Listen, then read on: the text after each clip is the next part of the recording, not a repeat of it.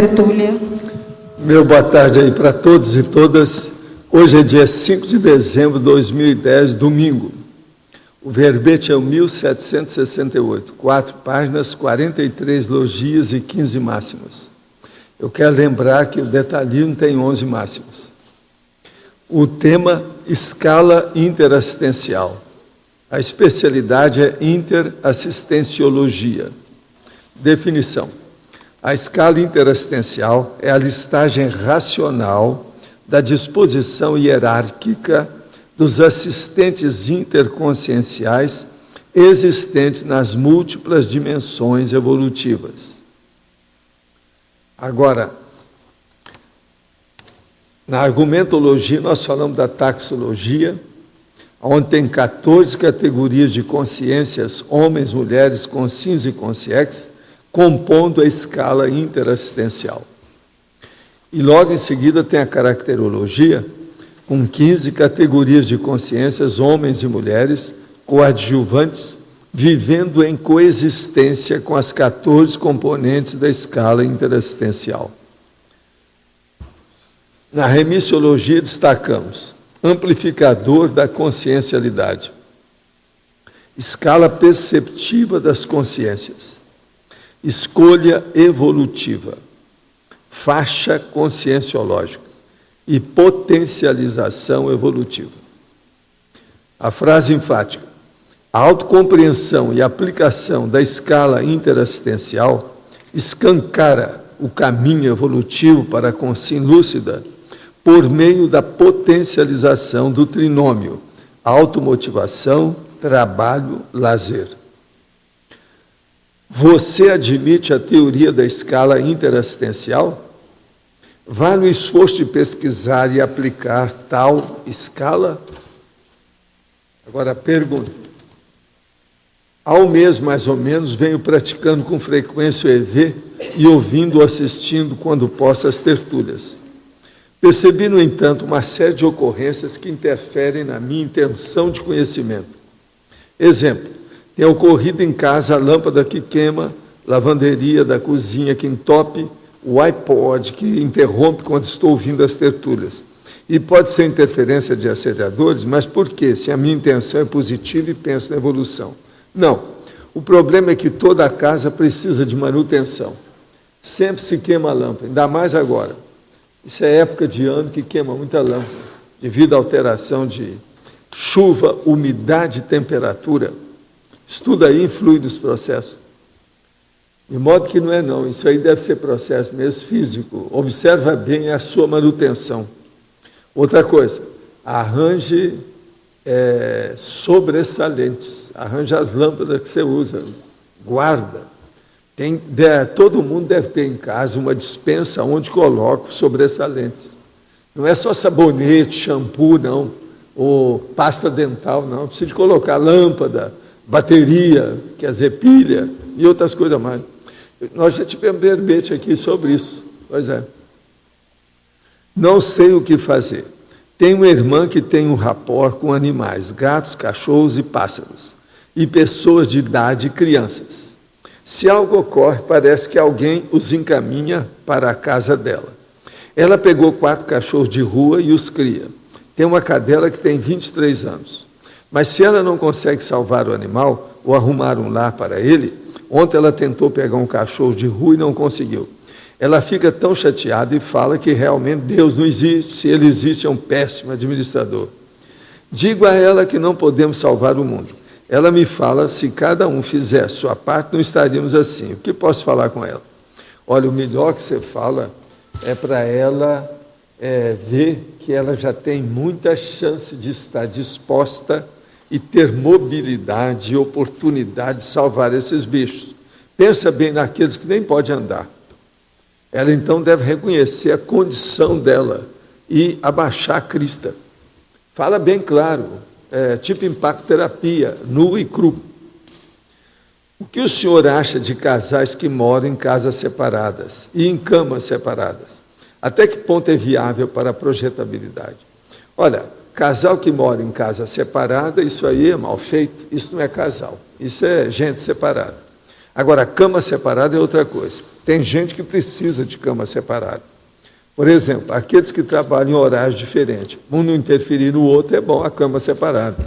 E olha, segundo o que consta, pelo processo afetivo, sexual, nada melhor do que na calada da noite um visitar o outro. Isso é antigo. Na década de 50 já tinha gente que escrevia sobre esse assunto.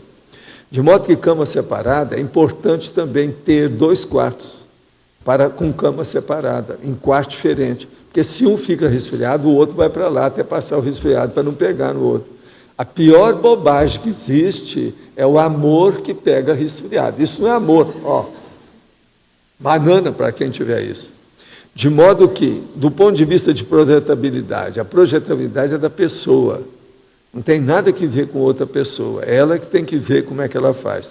Não deve interferir uma coisa na outra. Em tese, não precisa, não tem razão. Quais as dicas que o senhor pode me dar com a elaboração de um livro da Conscienciologia? A primeira dica é a seguinte: o que você tem para oferecer para os outros? O que você tem para informar a humanidade? O que você tem como bom desempenho que você pode dar exemplo para os outros? Escreva sobre isso. Esse é o caminho. A Conscienciologia é o estudo do cosmos. O cosmos é da consciência, de modo que entra por aí. Você quer falar alguma coisa sobre isso? No anterior, o verbete é sobressalente. Aí tem 20 categorias de artigos, né, para se manter. A gente isso. Tem que estocar. Exatamente. O estoquista. Isso. É isso aí. Estou lendo o livro Depois da Morte, de Leon Denis, e gostaria de saber a opinião pessoal do senhor sobre esse livro. Esse livro foi bom na época, mas você sabe, ele está muito demodê, né? Já passou muito tempo. Já está caminhando, daqui a pouco, 2 séculos. Já tem mais barba do que eu. Hoje já tem muito mais coisa, já se estuda a dessomática, os problemas todos da longevidade e outras coisas mais. Depois da morte ficou pequeno em relação a esse processo. E outra coisa que nós explicamos aqui sobre parapsiquismo, já mostra determinados fatos, que lá no livro dele ele não toca nisso, nem pensava que existia. Moro na capital paulista, tenho 57 anos, sou casado há 27, tenho um casal de filhos muito ajuizados que sempre deram muito valor pelo desenvolvimento espiritual. Isso é uma senhora que está falando. Leio muito a respeito, mas não sou adepta de nenhuma religião. Faz alguns dias conheci a Conscienciologia. Tenho estudado, assistido às tertúlias e apreciado e aprendido bastante. Se fosse possível, gostaria de receber uma ajuda para melhorar a energia do meu lar, porque muitas situações rotineiras, que são simples e de fácil resolução, tomam proporções estressantes, deixando todos na casa desanimados. Procuro sempre manter o moral e otimismo em alta, mas tem horas que sinto que sozinho está ficando difícil, pois sempre falta apoio do esposo para manter um bom clima, e isso prejudica a harmonia dos filhos, que são bem tranquilos quando ele não está por perto. Escuta, você manda o nome dessas pessoas para a nossa TENEF, nós vamos trabalhar aí, mas seria bom a gente saber mais os nomes para entrar em detalhes, inclusive do seu maridinho. Manda no mesmo endereço aqui, o nome da gente, que nós vamos trabalhar com isso aí. Vamos ajudar você. Pelo menos fazer força. Sou professor, tenho 62 anos de idade, e nos últimos meses minha saúde ficou complicada, pois minha pressão arterial subiu e desenvolvi uma insônia muito intensa.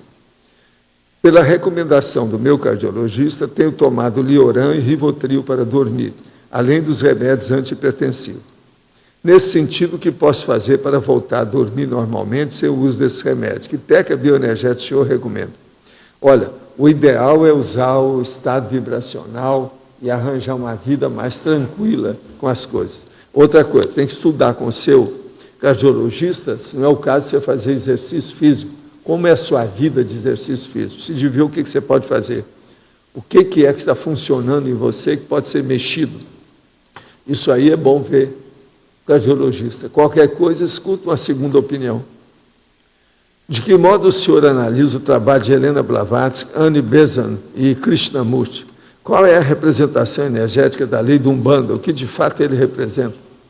Olha aqui, Blavatsky, Besant e Krishnamurti, eu já falei muito. Isso tudo está superado, que é o processo da teosofia.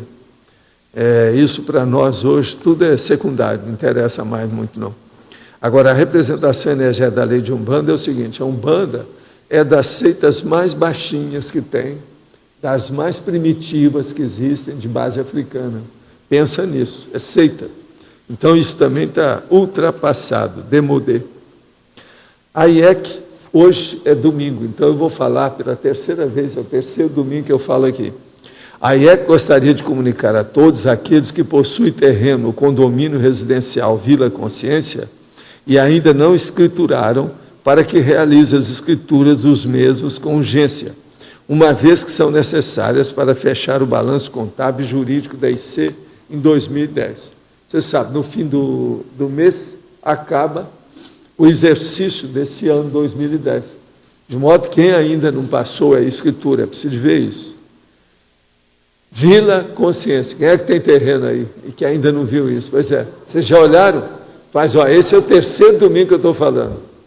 Tá certo?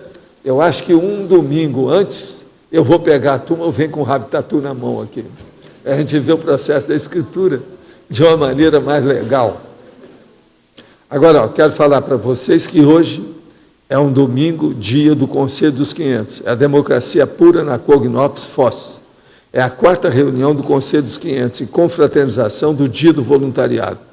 Hoje, no Auditório de Discernimento, das 15 às 17. Venha comemorar o Dia do Voluntário e participar de mais um grande exercício de democracia pura na Cognópolis Foz. 2 pontos principais serão discutidos: eleição de 5 novos conselheiros para a Comissão de Gestão do Conselho dos 500, a tomarem posse no dia 6 de fevereiro de 2011, com mandato de 1 ano. A eleição ocorrerá pela autohabilitação dos candidatos, e caso haja mais de 5 candidatos, será realizado sorteio. 2. Deliberação sobre questões do plano diretor da Cognópolis de Foz do Iguaçu por meio de simples sistema eletrônico de votação. Participe dessa nova experiência democrática. Eu só quero ver se esse processo de sistema eletrônico funciona, porque eu não confio em eleição eletrônica. Eu, particularmente. Então, eu peço a vocês para examinar comigo se isso funciona direito. Como nós não somos muitos, pode ser que vai dar certo. E a gente tem que pôr gente que a gente confie. Porque vocês conversam com quem seja versado em computação. Um número é a coisa mais fácil que tem para mudar. E você mudando um número, ao que me consta pela aritmética matemática, você muda 1 milhão na hora, 1000 na hora.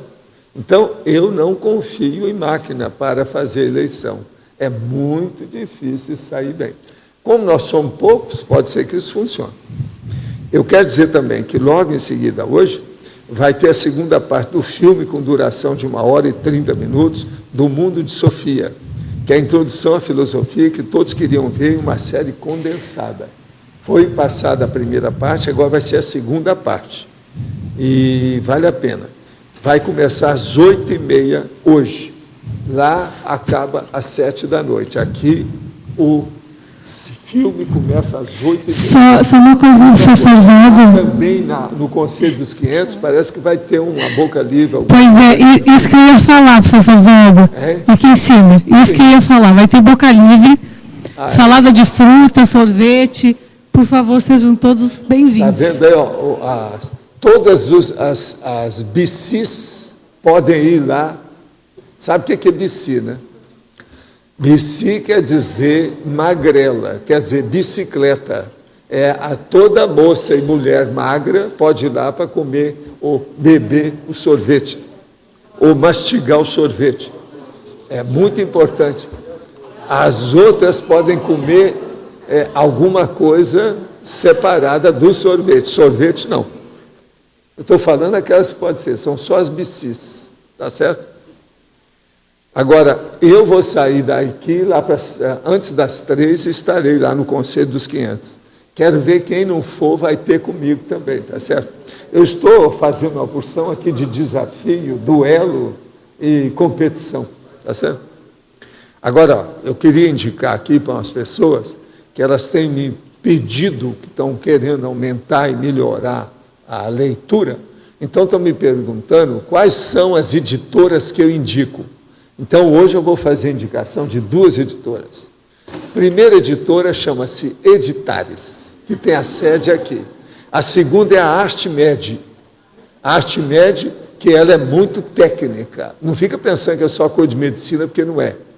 É parte técnica de ciência, vale a pena ver. Aqueles livros que tem 2 colunas, toda página tem 2 colunas. Eles têm muito livro assim.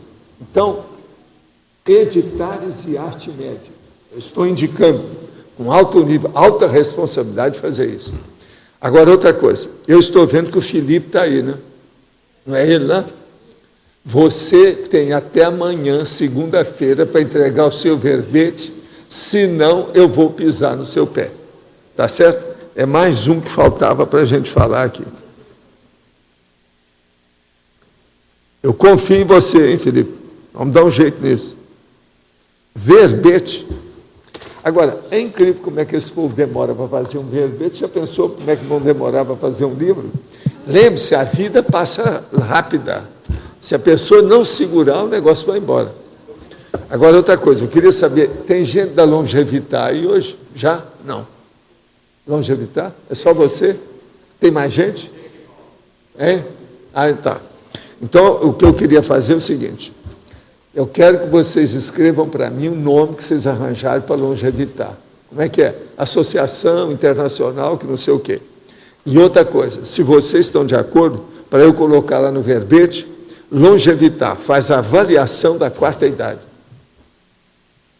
Estão de acordo? Vocês estudam isso aí, me dão. Agora, tem gente da ressomatologia aí, hoje? Ressomatologia. É o... Dessomatologia. Tem você? O que eu quero saber de você é o seguinte, eu posso colocar na dessomatologia, lá no verbete que nós estamos fazendo sobre avaliação, colocar a avaliação da pré-dessoma? Está de acordo? Agora, ó, me dê também o nome oficial da associação que vocês estão fazendo, para eu colocar lá direitinho, por favor. Está certo? Essas 2 coisas vocês vão me ajudar a se entrar com essa informação. Eu não quero entrar nas coisas que não são minhas, né? A gente tem que ir com calma. A propósito, eu quero falar para vocês que eu estou fazendo um levantamento do povo da 3ª idade em diante que está aqui. Eu quero saber quem é que vive, porque são os meus colegas. Então, eu estou querendo saber o que quer que se faça, né, nessa história. Eu estava vendo, por exemplo, que eu estou muito bem com 78 anos. Sabe por quê? Aonde o povo vive mais tempo é no Japão. E no Japão, a média que os homens vivem é 76 anos. Eu estou com 78, então já dei uma... Nesse processo eu já passei isso tudo. Estou me sentindo muito tranquilo dentro de mim. Estou com um livro da ArtMed falando sobre esses assuntos. E outra coisa, são índices feitos recentemente. De modo que a gente pode falar com uma certa autoridade funcional, né, no negócio. 76 é a média lá dos homens. As mulheres vivem mais, né, você sabe. Eles já estão mostrando que a mulher vive, em média, segundo lá as pesquisas recentes, 6 anos mais do que o homem. Então, por exemplo, se a minha irmã tem 90, eu tenho 78, eu ainda tenho mais 6 anos de vida, no mínimo. Está certo? Professor. Não, tudo é um processo estatístico, não é? Se você for levar isso a ferro e fogo, você vai longe. Mas fala. Professor, eu tenho uma pergunta. Na página 5, no item tecnologia, na primeira linha já começa. As Fala técnicas... alto aí que a gente está custando a ver. Página Na segunda 5. linha da tecnologia, o que tem?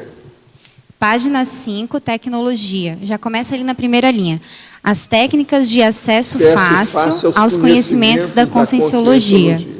Por exemplo, eu gostaria, só para terminar, professor, só um pouquinho. Tem mais? Eu queria entender isso aqui aplicado à técnica da inversão existencial, a divulgação a técnica de quê? Da inversão existencial, a divulgação, a comunicação. Coisa é você ir na Sinvex e fazer uma razia, estudar tudo que tem lá, perguntar para todo mundo o que tem sobre a Sinvex.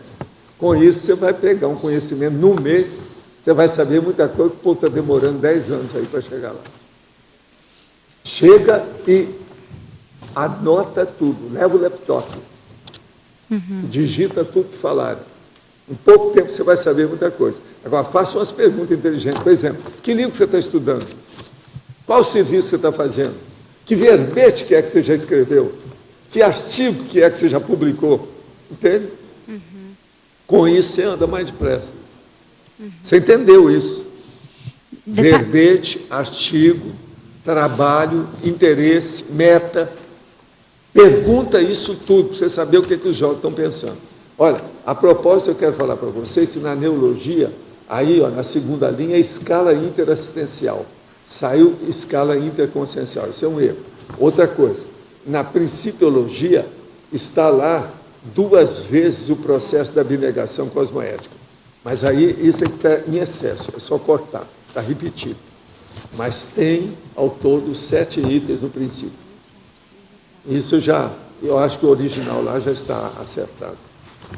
Agora eu peço a vocês para dar mais uma olhadela, porque isso aí escapou. Agora pensem bem na taxologia e na caracterologia que nós estamos falando lá, na divisão da argumentologia. Mas olha, você entendeu tudo até aí? O que mais? Então, no caso, só para entender melhor, assim, eu perguntar isso dentro e fora da Sinvex, não é só dentro... Não, mas o povo da Sinvex, pergunta para eles lá dentro, para você saber a média, o que é que eles estão fazendo. Pode ser que você vai conseguir alguma ideia nova sobre esse assunto.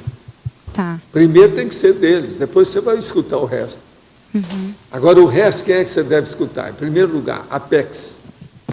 Chega lá na Apex e faz também uma série de perguntas para a turma. Outra coisa, olha aqui, faça pergunta, um questionamento para a turma da diretoria da IC.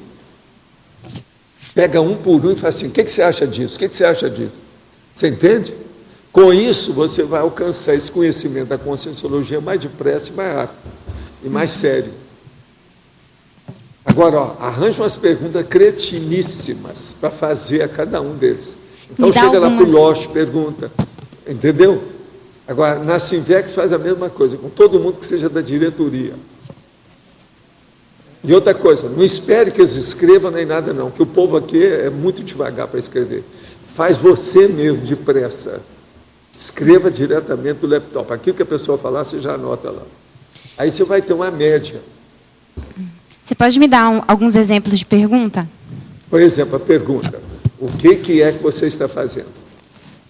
Fazendo o que eu estou falando do ponto de vista evolutivo, consciencial, sério. Qual a sua meta de trabalho? Segundo, você está escrevendo algum artigo sobre o quê?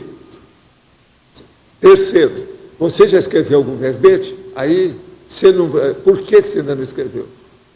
Uma outra coisa, você está em trabalho com algum livro conscienciológico? Outra coisa que é bom você saber, o que você faz na IC? Qual a sua função? Qual a sua caixinha de trabalho lá dentro? O seu campo de atividade? O setor de serviço? Você entendeu isso? Sim. Com isso aí você vai longe. Em pouco tempo você vai saber mais do que a média aí das coisas todas. Obrigada. Tá, eu tenho uma segunda pergunta. Na sinergismologia, na última linha, sim, na página 5. O sinergismo, conhecimento, memória e presteza. Isso. A coisa mais séria é justamente isso aqui. É você manter o processo do conhecimento com uma boa memória e uma prontidão intelectual. Quer dizer, você está com tato psíquico, você pensar rápido sobre aquilo que você lembra. Entendeu como é que é? Então, essa prontidão, ela é mnemossomática, ela é memorial, é da memória, é mnemônica. Entende o que quer dizer? E, ao mesmo tempo, ela ajuda na sua questão de abrangência para chegar na cosmovisão. Põe aí, o processo cosmovisiológico. Agora, o sinergismo, conhecimento, memória e presteza, leva para isso. Entende? Pode falar. Com relação a esses assistentes interconscienciais existentes nas múltiplas dimensões evolutivas, O senhor poderia comentar quais que seriam... Como é que é? O que você quer? Os assistentes, né, que aqui coloca a escala interassistencial. Por exemplo, né? O seu amparador, quem são esses assistentes? O seu evoluciólogo, algum serenão que está olhando para o seu lado, alguma coisa nesse sentido. Estuda aí, assistente da escala. Agora, você olha lá na exemplologia, o que é que eu falo? Tem a taxologia, mas tem aqui, ó, a escala interassistencial ignorada. A tabela interassistencial ainda não identificada pela consim pré-serenona vulgar. Quer dizer, uma pessoa que nem pensou que tem amparador dos outros, que ela não tem. Se ela nem pensou, é porque ela não tem. Agora, a escala interassistencial compreendida, a tabela interassistencial entendida e aplicada teaticamente pela consim lúcida, quer dizer, teórica e praticamente. Você entendeu isso aí? Sim. Então, o processo é esse. Agora, a primeira coisa, amparador, segundo, evoluciólogo, é o que a gente tem, mais assim direto. Certo. É porque aqui coloca nas dimensões evolutivas, né? Pois é. Agora, cada um está numa dimensão. Você está numa, eles estão noutra, cada um vai por aí. Certo. Professor, e detalhismo, tem a questão da principiologia, o princípio da convivialidade interconsciencial. Como seria isso? Como é que se dá convivialidade interconsciencial? Como é que se dá? A primeira coisa é o seguinte, que você tem que lembrar que você é igual a todo mundo. E que você é da interassistencialidade. Você tem que conviver com todo mundo. Segundo, que ninguém evolui sozinho. E tem que pensar o seguinte, que a convivência é inevitável. Então, você tem que se adaptar e fazer um ciclo de relações. As amizades são fatores importantíssimos na vida evolutiva de qualquer consciência. E as amizades que eu estou falando não são só aqui na vida humana, não. É amizade para sempre. É amizade do ponto de vista evolutivo, em qualquer dimensão, hoje, amanhã, noutra vida, noutro corpo, noutra condição. Tudo isso, então, é importantíssimo para ver. Isso tudo é convivialidade. Que em várias vidas você vai acessando e se relacionando. Outra coisa, você nunca encontra com a pessoa a primeira vez. Você está sempre encontrando porque já encontrou antes. Tudo é reencontro. Verdadeiro encontro não tem para nós mais. Só tem reencontro. E também tem de situações diferentes. Você pode acessar um amigo, uma pessoa que se deu um evento... Existem as amizades ociosas que não valem nada, que você tem que deixar para lá, descartar. Não, uma situação que você viveu... Existem as amizades raríssimas, que são aquelas que você tem que cultivar, etc. Tal. Quando é possível. Hein? Quando é possível, né? Cultivar, às não, vezes está longe. Aqui, depende da sua diplomacia, do seu convívio, da sua força presencial, depende também do seu objetivo. O que você faz na vida? Tudo tem técnica, tem método, tem recursos que você pode aplicar para melhorar a condição. Existem situações que você pode conviver com uma pessoa, um amigo, um conhecido, e em outra situação. Isso é igual a dupla evolutiva. A exigência deve ser descartada. Você tem que fazer concessão para viver bem com os outros. Senão você não vive com ninguém. Uma outra coisa, existe um princípio básico, que é um binômio, chamado admiração-discordância. Você nunca vai ficar em concordância total com uma pessoa, não existe isso. Porque toda consciência tem experiência diferente uma da outra. Então você tem que discordar de certas coisas e estar de acordo com a maioria das coisas. A maioria das coisas você está de acordo com ela. Uma minoria você não está. Isso é discordância, isso faz parte do serviço. Entende? O difícil é conviver, muitas vezes, e ajudar o outro nessa discordância. A evolução é baseada nessa discordância. É a diferença que existe entre os idênticos, os semelhantes. Então, você por exemplo, sempre procurar uma forma de agir. Já foi feito 2 gêneros, um de fêmea e o outro de macho. É para isso que é a base, é a dialética da evolução. Então, tudo tem que ter uma diferença. Não existe alma gêmea, isso é besteirada de literatice, é bobagem, não existe. Entende? Não, o difícil que eu acho é na convivência, né, lidar com aquele outro que tem ideias tão antagônicas e, ao mesmo tempo, precisa de assistência. O lado bom dele. Se ele tiver alguma coisa boa, você aproveita. Se não tiver, você fala o faroel. Bye, bye. E a assistência, professor? Onde é que fica? A assistência você faz, começa a fazer para os gatos, cachorro. Você está entendendo? O vizinho, aquele que está mais doente, as minorias da sociedade. É muita gente que você pode fazer assistência. Mas tem o outro que está ao seu lado. Sim, mas aquele que chega, que não quer nada com você, você manda ele passear. Vira as costas, deixa ele plantado lá. Isso faz parte do serviço. O nome disso é esnobar. A gente tem que esnobar certas coisas. Não perder tempo com quem não quer melhorar. Sim. Por quê? Esse povo é da baratosfera, é com os réus. A vida está assim, é o que tem mais por aqui. Professor, na tecnologia, a sociedade é patológica. Na tecnologia já acrescenta aqui as técnicas da convivialidade sadia. Sadia, pois Como seria essa técnica? Agora, seria você lidar a com o técnica outro... etológica do salto baixo. Nada de ter salto alto para você se comportar. Nada de ficar assim, olhando assim, o nariz rebitado e olhando assim com o olho. Entende? Isso é a soberba.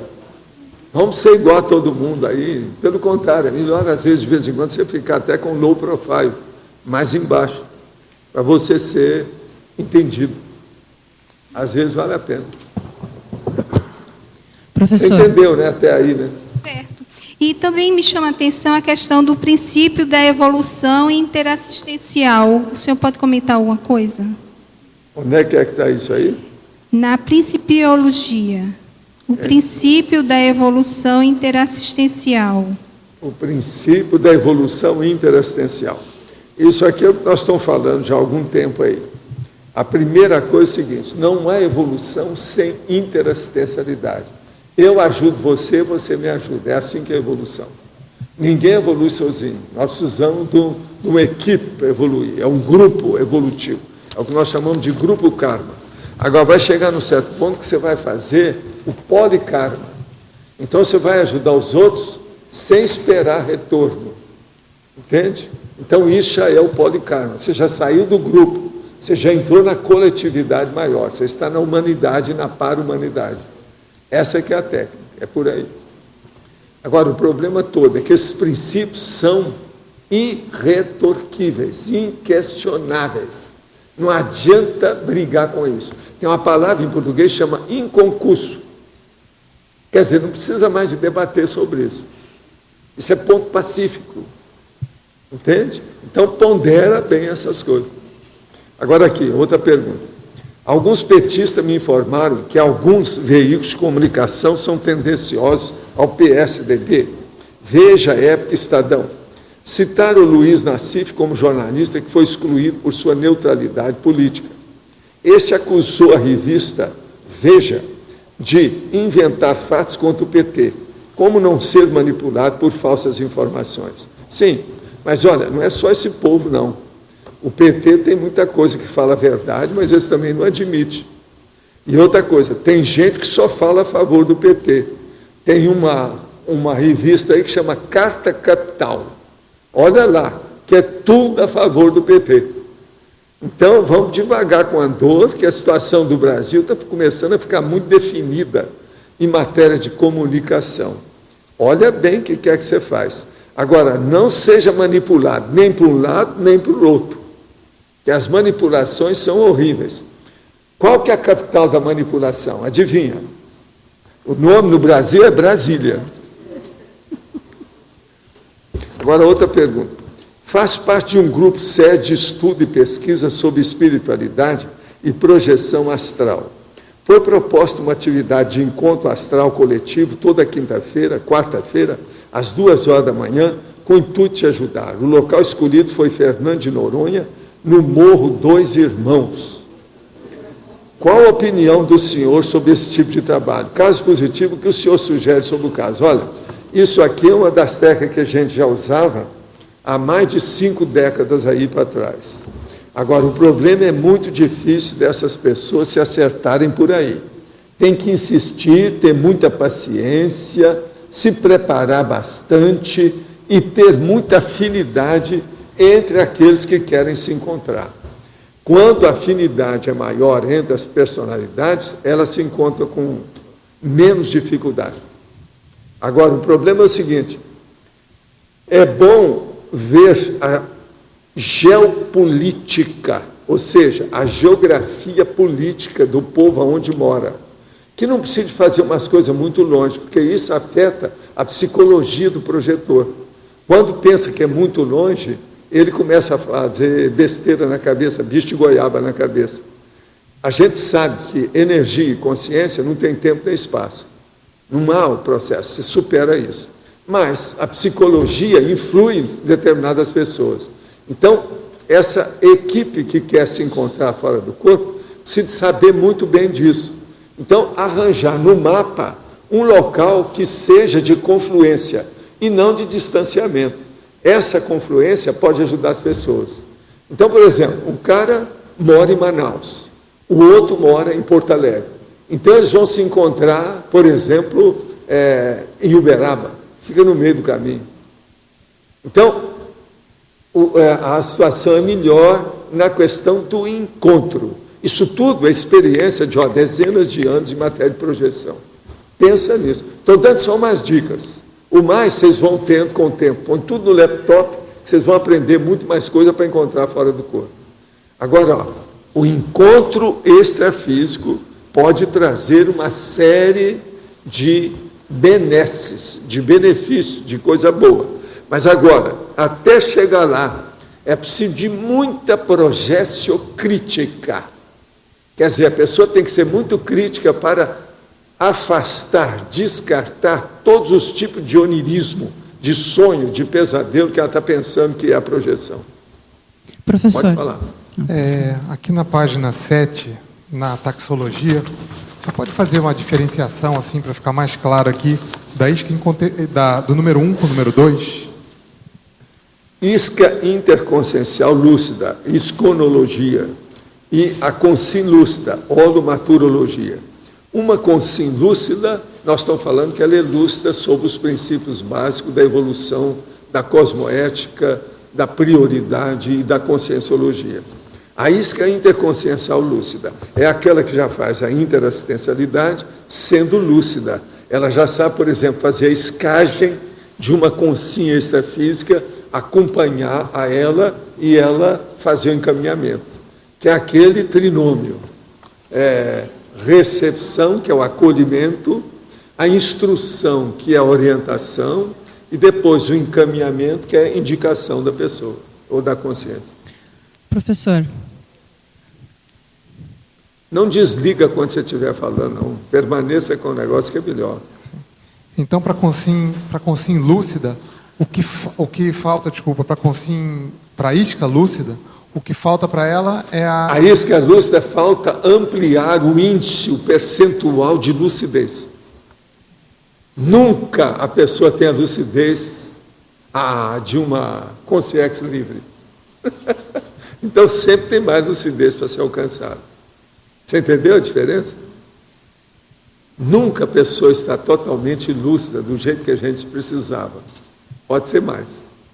Pode Professor, falar. eu queria apresentar aqui para o senhor e para o pessoal uma equipe bacana aqui que tem ajudado a gente há mais de 6 anos. É um pessoal que está participando, que ajudou nos projetos e questão da construção desde lá atrás, do mega empreendimento, discernimento, aqui no Tertuliário, um pessoal que está sempre ajudando nos projetos voluntariados e a gente que também trabalha comigo no escritório na parte de residências e construções que ajudam o pessoal. A turma aí trabalha onde? Essa turma aqui, todo mundo é estudante de arquitetura, engenharia e arquitetos. Tá, gente, então umas palmadas para eles.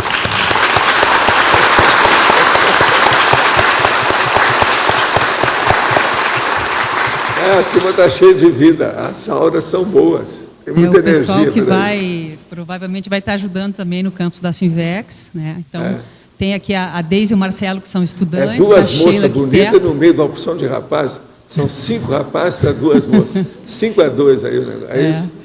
Fernando, Diego, que ajudou também lá no discernimento, com o executivo. O Maicon e o seu Wilson, que provavelmente vão estar trabalhando na construção lá do serenário. Do gente, laboratório. A casa é de vocês, tá certo? Já falei para eles perguntarem o que eles quiserem, qualquer dúvida, é só pegar o microfone e perguntar. Sintam-se em casa, ok? Mas olha, pode falar. Valdo, a gente pode considerar essa taxologia na página 7 a expansão da escala evolutiva? A expansão da escala evolutiva. Tem os 4 itens novos aí, o 2, o 4, o 6 e o 9.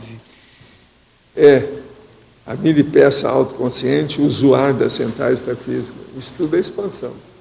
Pode ser inserido ali na escala evolutiva, né? Tá. É o caminho. E uma outra pergunta é a seguinte: é possível a pessoa usar a central extrafísica sem lucidez? Está usando a energia? Pode ser, mas isso dura pouco, é por pouco tempo. Por quê? Ou ela fica lúcida, ou não acontece mais nada. Então, no item 9, não seria melhor colocar usuário lúcido das centrais extrafísicas? Usuário da central. Não, mas isso quando a gente está falando, aqui, automático, tem que ser lúcido, porque senão ele não é usuário. Você está entendendo?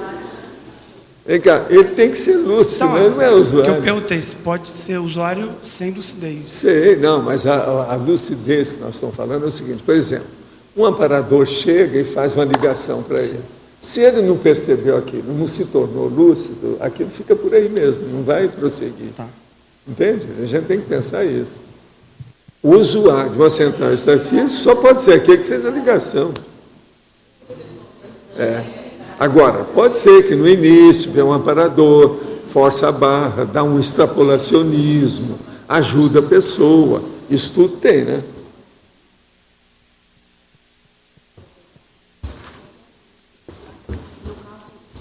Foi mencionada a questão da prontidão assistencial. Sim. Uma pessoa, para poder ter prontidão, ela tem que ter um certo preparo para poder estar disponível para assistência. Como é que a gente pode avaliar, por exemplo, você falou a questão da lucidez, quando existe um processo de omissão na assistência, uma omissão lúcida de fazer uma assistência, por exemplo, um tenepsista não, que já... isso aí é porque a pessoa não é lúcida. Oi? Ela não é lúcida sobre a interassistencialidade. Então ainda tem muita coisa pela frente. Entende? A interassistencialidade, quase sempre, ela faz assim uma intensificação de atividade. Nunca a pessoa fica muito igual. A própria TENEPS é assim, com o passar do tempo aquilo vai aumentando sempre. Então isso tudo a pessoa tem que estar de olho e tirar proveito disso. Ver como é que é. Agora, quem está engatinhando, quem tem lacuna, vai dar essa, quem é desorganizado, quem é disperso, isso aí, você não pode contar com isso. Nós estamos falando de gente lúcida. A maioria aqui já tem lucidez. A turma de tertuliano, que frequenta aqui com assiduidade, já tem alguma lucidez nisso, porque é muita maceração do cérebro que é feita diariamente. Alguma coisa sempre sai, né? O torniquete vai apertando. E outra coisa, vai também afinando as cordas, né? As cordas. Agora, por exemplo, eu posso tomar como base, por exemplo, que uma omissão na assistência, quando ela é com finalidade, por exemplo, individual, que ela é egoísta, ela está mal... Sei, mas isso é o normal, às vezes, dela. Ela é egoísta, ela é assim. Você não deve contar com ela, exclui, esquece. Tá. Passa para outra. Uma pessoa que ainda não descobriu que é necessário fazer a interassistencialidade, ela está muito atrasada. Né? Esse é o primeiro passo para a vida evolutiva. Uhum. Nós aqui, eu acho que a nossa turma mesmo, o povo daqui, Cognópolis, todo mundo está sabendo disso. Só de vir para Cognópolis é porque a pessoa já tem alguma ideia de assistência. Uhum. Se ela chega aí, desvia, aí já é outro problema. Mas o nível disso não chega a 2%.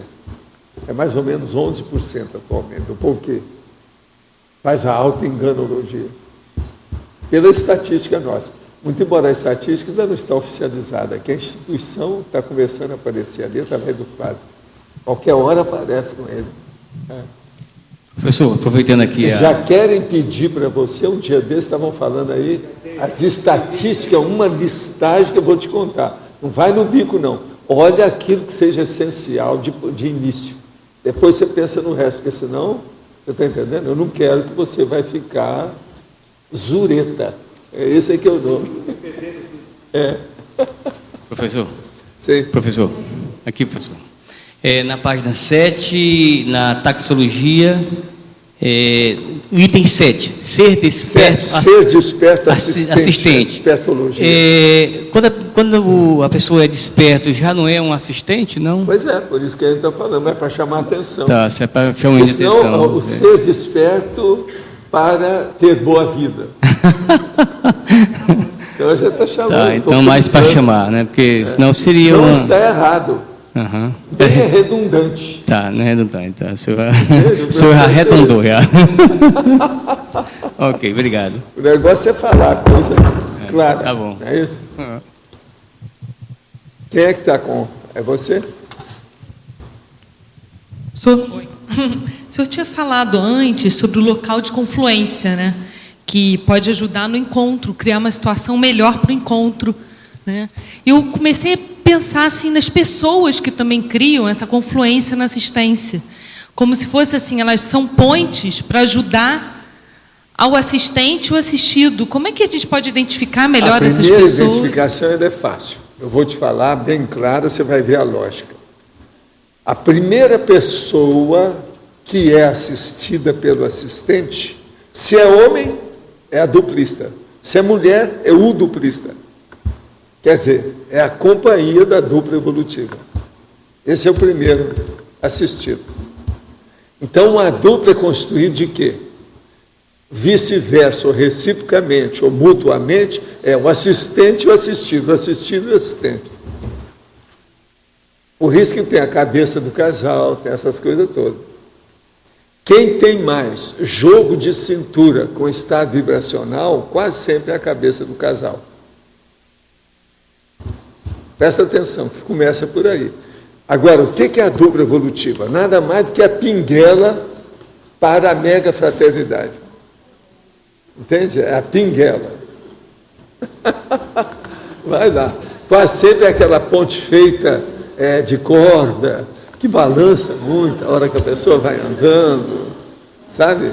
É por aí. É a primeira que tem. E outra coisa, às vezes demora muito até chegar do outro lado. Tem que ver como é que é. Mas é o caminho. Não. Porque às vezes você fala, por exemplo, a dupla tem isso, né? Aí chega uma outra pessoa, fala a mesma coisa, cai a ficha. Você fala assim, nossa, mas eu falava há tanto tempo isso, né? Mas uma outra pessoa vem de fora. Não, é como o Loz fala, eu não te disse.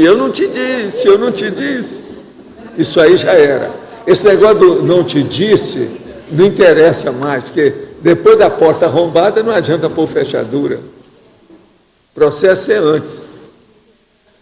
O problema é que o negócio da prontidão, não é só a prontidão da assistência, é a prontidão também de recepção da neo-ideia, a ideia nova.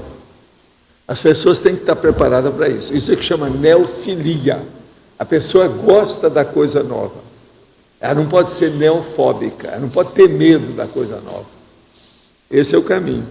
Para ampliar o processo de assistência, isso aqui é o melhor. Tem lógica para você isso aí, até aí? Mas o que mais? Existe uma maneira, então, de a gente aumentar essa recepção da neofilia nas outras pessoas? Tem. Através de energia? Você deve anotar como é que é e aumentar, em primeiro lugar, a sua eficácia, sua eficiência, seu desempenho. Como é a sua performance? O que você tem feito no desenvolvimento desse trabalho? Isso pode melhorar mais depressa. Toda pessoa pode melhorar. Tudo tem jeito. Entende? Aquilo que você procura, você acha. Olha só, a lógica disso tudo baseado em fatos. Então, o problema todo nosso é o seguinte, estudar os fatos e, mais sério ainda, estudar os parafatos. Isso aqui é a base. Estudar os fenômenos e, mais sério ainda, estudar os parafenômenos. Com isso, a gente caminha mais depressa. Agora, o que nós precisamos estudar mais são os fenômenos, ou seja, os fatos, que é a vida da consciência. Depois nós vamos ser conscientes, aí é que vem os parafenômenos. Então, os parafenômenos é um percentual menor. Entende? Mas você precisa também já saber, porque senão você perde o track, você perde a sua orientação, você sai da pista principal, acaba com o processo da diretriz. É preciso de ter a diretriz, para isso é preciso de lembrar do parafenômeno, que é a paraprocedência da pessoa, de onde ela veio. Você vai voltar para lá. Todo mundo está aqui temporariamente, está fazendo uma excursãozinha. Olha bem o que você está fazendo com isso. Não adianta querer levar mala, porque essa não permite. O avião não carrega excesso. Então não tem jeito. Tem que deixar tudo por aí. É um cara que tinha muita dificuldade com essas coisas. Isso foi mais ou menos na década de 60, lá no Rio. Então eu disse para ele o seguinte, ó, você vai fazer uma coisa muito séria. Como você é obrigado a viajar, você agora vai fazer a próxima viagem sem levar nada. Você vai levar a roupa do seu corpo, o essencial que você tem, e mais nada. E não pode trazer nada quando você voltar para o Rio. Você aguenta fazer essa viagem? Disse, não aguento. O que é isso? Isso é um desafio? Eu quero. Minha filha, o negócio deu tudo para trás para ele. Ele chegou quase que chorando para mim depois na viagem. Eu achei que eu era o máximo, não era nada, uma vergonha o que aconteceu. Mas agora, ó, eu vou fazer uma segunda viagem e vou ter êxito. Essa minha foi muita falha. Aí eu virei para ele e falei assim, vem cá, aquele macete que eu falei para você não fazer, você fez? Eu assim, Valdo, não teve outro jeito, eu tive que fazer. Qual que era o macete? Ele não podia telefonar para ninguém para pedir ajuda ou informação. Você está entendendo? Eu tinha que ir sabendo tudo que eu tinha que cumprir, sem precisar de levar nada. Para ele ver que o processo dele todo é dele. Com isso, ele ia saber como vai ser depois que ele dessomar. Que ele não vai levar nada. Então é só aquilo que fica dentro dele. Agora veja, eu não recomendo isso para todo mundo, eu não posso. Tem gente que vai dar com os burros na água, é capaz de voltar antes gritando. Não é chorando, não, gritando. Então você veja bem como é que as pessoas são presas a determinadas coisas. Pensa nisso. Agora, essa técnica, eu nem fiz verbete dessa técnica, eu nunca mexi nisso aqui. Eu já toquei nesse assunto uma vez, lá no holociclo, com a turma que estava lá, que estava precisando de fazer, eu estava explicando esse caso desse meu amigo. Outra coisa, na segunda viagem ele deu certo. Esse é que eram uns caras desse tipo que a gente precisava de colocar aí na dessomatologia, para trabalhar com essa turma. Esse está sabendo tudo. Agora, a dessomatologia, talvez, era o caso de usar essa minha técnica. Mas tem que ser com mascate, com o cara que trabalha na área, alguma coisa, os caras que fazem muita viagem. Agora, o melhor da história, você já pensou pegar uma dessas moças ou senhoras aí que gosta de viajar, fazer muito turismo, e a gente falar isso para ela? Não pode levar nada e não pode trazer nada. Valdo. Agora é capaz dela desesperar. Essa técnica me lembrou o labirinto, né? Tem uma, essa técnica da viagem sem ter contato com nada, lembrou o labirinto, né? Criar um labirinto, fazer um laboratório e a pessoa se vira sozinha. Até um certo ponto é. Mas o caso todo é o seguinte, a pessoa vai melhorar a capacidade de abordar a qualificação do que ela faz. Então, com isso, ela se habilita melhor a qualquer coisa que ela faça. Aquilo melhora a qualidade do esforço, do desempenho. Entende? Agora, olha, um profissional, por exemplo, conforme seja ele tem que estudar isso muito, ele não pode fazer esses remanejamentos. Senão, fica tudo furado a viagem dele. Ele tem que estudar muito. Entende? Agora, por exemplo, vamos supor, ele perguntou para mim, você sabe, o cara é super inteligente, esse cara que eu conversei com ele lá do Rio. Eu conhecia bem, por isso que eu falei com ele. Mas a primeira questão que ele fez foi assim, Valdo, se você vai me fazer uma proposta dessa, isso é um verdadeiro duelo. Da minha parte também eu quero saber uma coisa. Você já fez isso? Eu falei assim, já. E mais de uma vez. Eu fiz muita viagem aos Estados Unidos sem levar nada e sem trazer nada. só para agir sobre determinado ponto de ideia. Tudo em cima do lance, sem nada. Quando eu era solteiro, eu fiz isso várias vezes. Outra coisa, eu fiz viagens homéricas, né? Por exemplo, num dia só, você sair de São Francisco e ir a New York, depois de New York, você voltar para Los Angeles. Um dia só. Tudo isso eu já fiz. Outra coisa, você ir ao Oriente e voltar em 3 dias. Isso não é fácil. Tem também o acidente de percurso, quando a gente sai para fazer alguma itinerância e que as malas não chegam. Não, e no dia seguinte tem um curso o dia inteiro de branco, com a mesma roupa que viajou. Não sei o que é. Pois é, mas agora tem coisas assim também. Você tem que colocar um jeito de ter céu de brigadeiro. Você chega com a cara de que estava tudo previsto. Agora, isso tudo previsto. Com a mesma roupa. Que ele vai fazer, quando ele vai fazer, qual a companhia aérea que ele vai usar. Mais de uma vez, né, Valdo? Isso aí aconteceu muitas vezes, de chegar e a bagagem agora, não chegar. Eu fiz viagem Dá assim. cursos e tudo. O negócio deu certo. Tudo que eu precisava eu arrumei. Agora, por exemplo, não é todo mundo que tem uma necessidade. Por exemplo, você está aí em Foz do Iguaçu e precisa de conversar com uma pessoa na França, mas da boca para o ouvido. Você sai num dia, vai lá, passa um dia e volta no outro. Isso é outra coisa. Essas viagens assim, singulares, elas são mais fáceis. Mas não é isso que eu estou falando. Estou falando é a viagem mesmo normal da pessoa aí, que faz uma série de trabalho. Agora, que isso funciona, funciona. Agora, eu não posso popularizar uma condição dessa ou exigir isso. O povo não está habituado com isso. Isso aí é demais, é pedir muito. Entendeu? Esse é o motivo que eu evito estar. Estou falando hoje com vocês porque é justamente esse caso aí. Você tocou num assunto que não é todo dia que o povo toca. Entende? A Conscienciologia trabalha com polikarma, tal qual o professor já afirmou nas terturas. Seus livros estão recheados de atrativos para a prestação de serviço. Fazer a tenepse alcançar a dispersidade. Praticar tal técnica com interesse em alcançar a dispersidade é contraditoriamente ainda, egoístico, por mais que a dispersidade seja valiosíssima. Sei, mas isso, você está dando um jeitinho de piorar uma condição que é positiva, não adianta. O que eu estou falando, fazer a tenepse para alcançar a dispersidade, porque esse é o caminho, não tem outro jeito. E outra coisa, fazer a tenepse para alcançar o FIEX, não tem outro jeito. Trabalhar para o outro esperando a recompensa da dispersidade e muitos outros benefícios que a Conscienciologia oferece para quem trabalha na área assistencial, trabalhar para receber o salário, o retorno. O professor já disse, estou fazendo um trabalho danado para ver se melhora a minha evolução.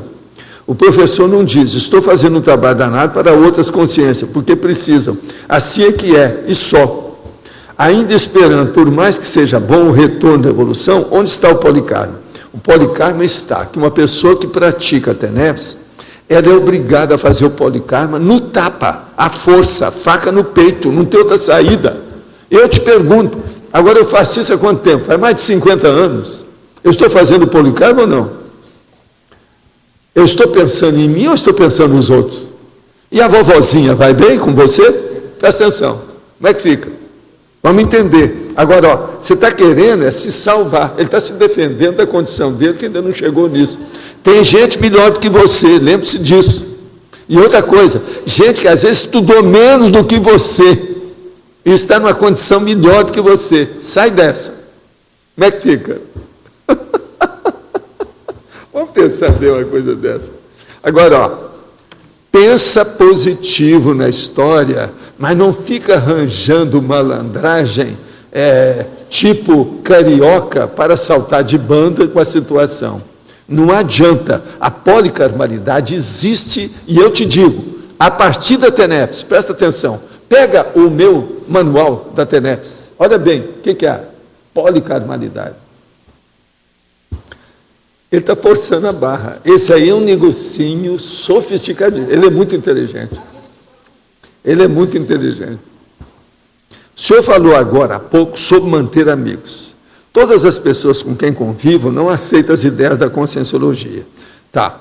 Quer dizer que você não está na baratosfera, não. Mas é uma pergunta, né? Eu acho que... O Sou uma pessoa que gosta de coisas novas, mas meus amigos e familiares acham isso um absurdo. Todos têm dentro de si esse ranço das religiões, católicos e umbandistas. Por fim, me afastei. Quando faço a TENEPS, penso nos amigos, parentes, meus vizinhos e como o senhor falou no Cosmos. Fiquei preocupado quando o senhor falou que precisamos das amizades para evoluir. Acha que estou fazendo tudo errado? Não. Escuta, arranja mais amizade. Que tal se arranjar? Hoje é domingo. Que tal se arranjar umas novas amizades? Amizade tem demais. Presta atenção, a Terra está chegando a 7 bilhões de pessoas. Uma boa parte dela consegue até andar. Olha bem como é que é isso. Uma boa parte também, tudo é adulto. O senhor comentou que não existe almas gêmeas, mas um casal que se programa no extrafísico para renascer e se encontrar aqui na Terra para evoluírem juntos e superam suas dívidas, não seria, de grosso modo, almas gêmeas? Alma gêmea é a vovozinha. Elas não são idênticas. Presta atenção. São almas. Aqui, ó, para fazer um negocinho com você, te oferecer um desconto. São almas assemelhadas, similares, que se parecem, são muito parecidas. Ele chama Aparecido, ela chama Aparecida. São muito parecidos, mas não são almas gêmeas, tá certo? E a vovozinha, vai bem? Raciocínio. Valdo, sim. Mas podem ser almas algemadas, né? Almas algemadas. Pois é, mas aí você já piorou tudo, Marilson. Tem que pensar se elas não estão tudo. Algemadas. Calma. Aí já piorou tudo. Outra aqui. Sinto vontade de escrever e, mais do que isso, sinto necessidade de escrever. Mas as ideias são soltas, não tenho conseguido organizar as minhas experiências de vida para escrever algo que seja realmente útil para as pessoas. Tenho 49 anos, sou médico e tenho me programado também para organizar meu trabalho no sentido de propiciar a prática da TENEPS. Nesse sentido, surgiu a oportunidade de um curso de pós-graduação em psiquiatria. O senhor vê algum amparo nesse processo? Olha, a psiquiatria é uma das áreas mais difíceis da medicina. Vale a pena. O que é que você acha? Pensa nisso. Agora, começa a anotar suas coisas no laptop para você escrever um livro. Você vai lá, você vai chegar nisso. O que está faltando em você é uma coisa só, experiência. A hora que você começar e pegar o jeito, você vai longe. A gente está sentindo isso aqui, eu estou sentindo isso aqui com o amparador. Tem gente que ajuda esse homem. Você tem ajuda, esse é físico, muito sério. Eu senti aqui. Sou uma pessoa que não ligava muito em otimizar o tempo. Desde que passei a assistir às tertúlias, tenho procurado me organizar em todos os aspectos. Mas isso está criando um problema com minhas irmãs. Marcamos uma viagem para São Paulo. Minha irmã disse, estou pensando em ir depois do dia 27. Eu disse, tá, mas qual o dia e o horário do voo? Ela disse, novamente, depois do dia 27. Isso para mim é vago. Ela disse que depois que eu passei a ver a tertúlia, eu passei a ser uma chata. Estou errada em querer as informações com mais objetividade? Não. Você está certo. Cria a ingresia que for com essa sua turma, mas dê o exemplo que você quer andar direito. Não precisa de ser monk, nem monkear, mas é preciso se organizar, ter disciplina, ter ordem nas coisas. Isso aí é uma necessidade. Outra coisa, fala com as suas irmãs o que tem. Se elas têm algum problema com minúcias, com detalhes, começa a examinar as bobagens das roupas que elas têm. Fala assim, realmente você está ruim de ir. A hora que ela aparecer com a roupa atrapalhada, fala com ela, aqui, falta um detalhe nisso. Está rasgado aqui. Está faltando um botão, não sei aonde. É bem possível que elas sejam assim. Se elas não têm horário certinho, às vezes a roupa também é desleixada. Então, começa pela roupa, porque é isso. Você vai mexer na hombridade, no orgulho, na vaidade, na dignidade, em tudo dela. Ela vai cair em si. Como é irmã, aguenta. Vale a pena. Pensa nisso. Agora, são tudo irmãs, ela também é, né? Agora, é engraçado, aqui, o sobrenome dela. Sobrenome, não, você sabe o que é, né? Isso aí é a base disso. É a pessoa brava.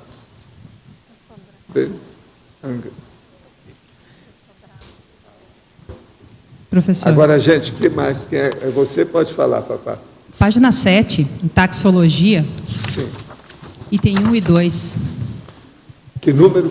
O primeiro e o segundo. Eu já falei. O que você quer? Eu queria o ponto de viragem entre a Consim lúcida para chegar na isca interassistencial lúcida.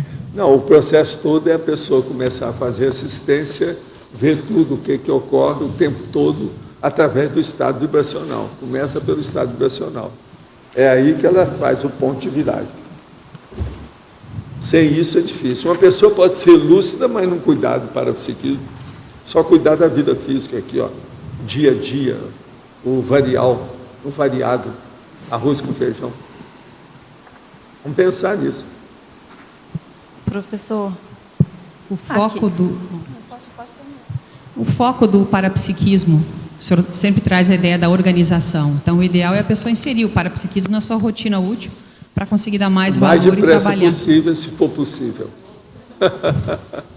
Pode falar. Uma coisa que me chamou muita atenção foi aqui na binomiologia, o binômio mega-reflexão, maxi-percepção.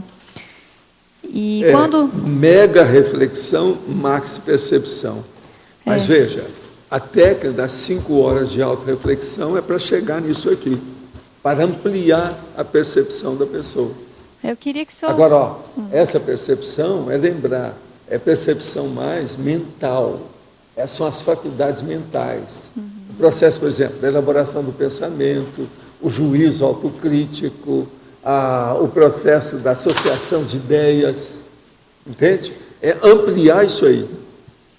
Agora, isso tem a ver com o que o senhor estava falando sobre a questão da eficiência interassistencial da pessoa, né? Tem. Isso é uma técnica que pode ajudar a aprofundar. Pode. Como que a pessoa pode fazer isso dentro do contexto da TENEPS, por exemplo? A TENEPS era se organizar mais para isso. Por exemplo, fazer umas perguntas cretinas para si mesmo. O meu horário é o mais eficaz para as minhas 24 horas no dia?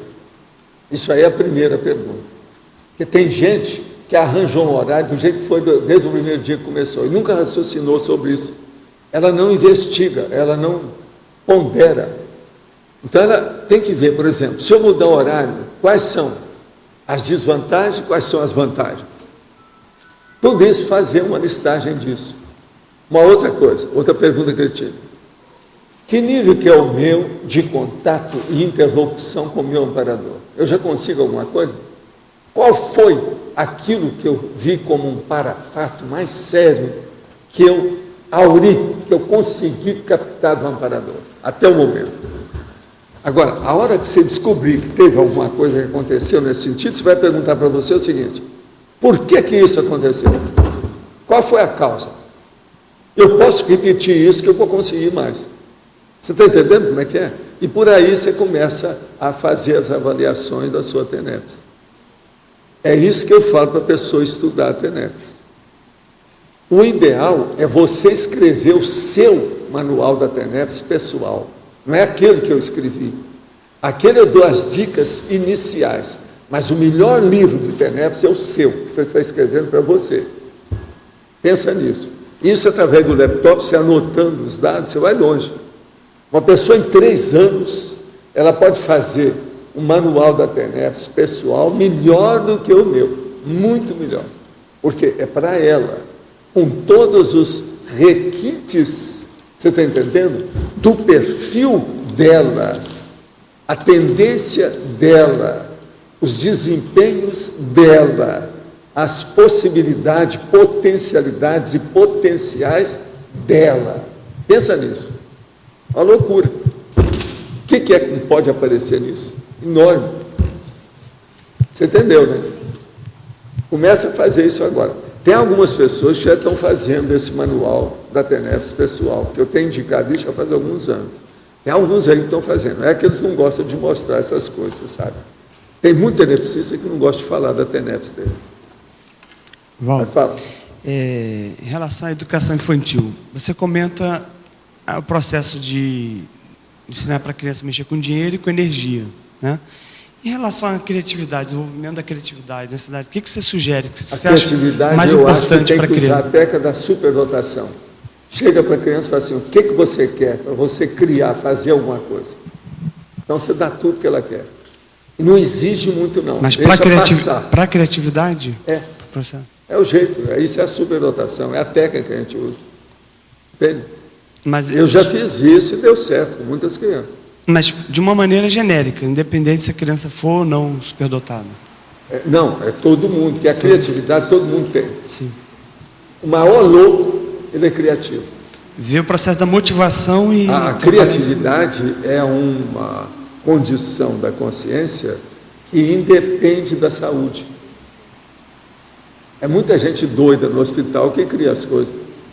É muita gente doida no hospital psiquiátrico que é criativo. É muita gente doida na guerra que é criativo. Quer dizer, tudo nessas loucuras todas são criativos. Depende. Pensa nisso. Valda aqui. Na caracterologia, você fala dos coadjuvantes. Você pode falar assim, enquanto eles não são iscas lúcidas, eles são assistentes primários, é isso? Como é que é? Os coadjuvantes dos assistentes. Enquanto eles não são iscas lúcidas, eles são assistentes ainda, não no nível que você está querendo colocar, no nível mais... a pessoa que está mais ou menos lúcida a respeito do trabalho que os amparadores estão desenvolvendo. Ela é coadjuvante. Mas ainda tem que se qualificar... Sempre coadjuvante e amparador. Sim, mas aí para chegar aqui na escala, a gente tem que se qualificar para chegar nessa condição de isca Pois lúcida. é, aí ele vê o que é que ele faz. Por exemplo, como é que você é lá no acoplamentário? A sua condição cognopolita. Você, por exemplo, você tem trabalhado muito aqui dentro. O conscienciômetra, você estuda o processo na consciência. Aí, essas duas aqui, você já sai bem. Consciência terapeuta, aí é com você. Consréu somada, não tem nada a ver com você. Duplista, aí você tem que estudar. Por aí vai. Olha bem como é que é. Voluntária conscienciológica. Aqui tem uns 4 ou 5 que são fáceis desses 15. A maioria aí consegue chegar lá. Tá, obrigada. Agora, ser coadjuvante é ser não adventista. Ele não está apenas na lateral, ele está entrando, participando. Está participando. Não é apenas adventício. Entende? Isso aí é importante pensar. Porque aqui na listagem a gente se refere mais ao epicentrismo, né? O epicom lúcido já está mais nessa condição aqui de isca lúcida. Agora, tudo é escala interassistencial, né? Que é o verbete hoje. Tá. Isso varia muito. Professor? Sim. Aqui em antagonismo, na terceira linha, o antagonismo autoperceptibilidade altruísta e autoperceptibilidade egoística. O senhor pode falar mais? O caso todo é o seguinte, tem pessoas que ela só vê o egão dela. Então ela sai de si mesma, mas não sai, porque o egão acompanha. Tudo então que ela fica olhando lá fora, ainda é o egão que ela está vendo. É um reflexo do egão, do umbigão que ela tem. Então ela tem uma autoperceptibilidade totalmente egoísta. Agora a autoperceptibilidade começa a ficar altruísta na hora que a pessoa esquece a si mesma e vê a necessidade do outro, do semelhante, da outra pessoa. Aí então começa a coisa a ficar diferente. E essa autoperceptibilidade altruísta, ela é totalmente diferente da egoísta. E outra coisa séria, se ela alcança um nível de parapercepção, aí então muda tudo. Porque com isso ela amplia, você está entendendo, o universo assistencial dela. Além dela cuidar de consim, ela vai cuidar de consciex. Por isso que eu falo, mais uma vez eu vou falar, terceira vez, a tenércia é importantíssima. Porque ela exige da pessoa, para seguir direito, ela exige renovação o tempo todo. Não tem saída. E a renovação, ela atinge muito o tenepsista ou a tenepsista através do parapsiquismo, o desenvolvimento do parapsiquismo. Isso ajuda demais. Você entendeu, né? Isso aí. Quem é que está com o microfone? Tem mais alguém aí? Como é que nós estamos?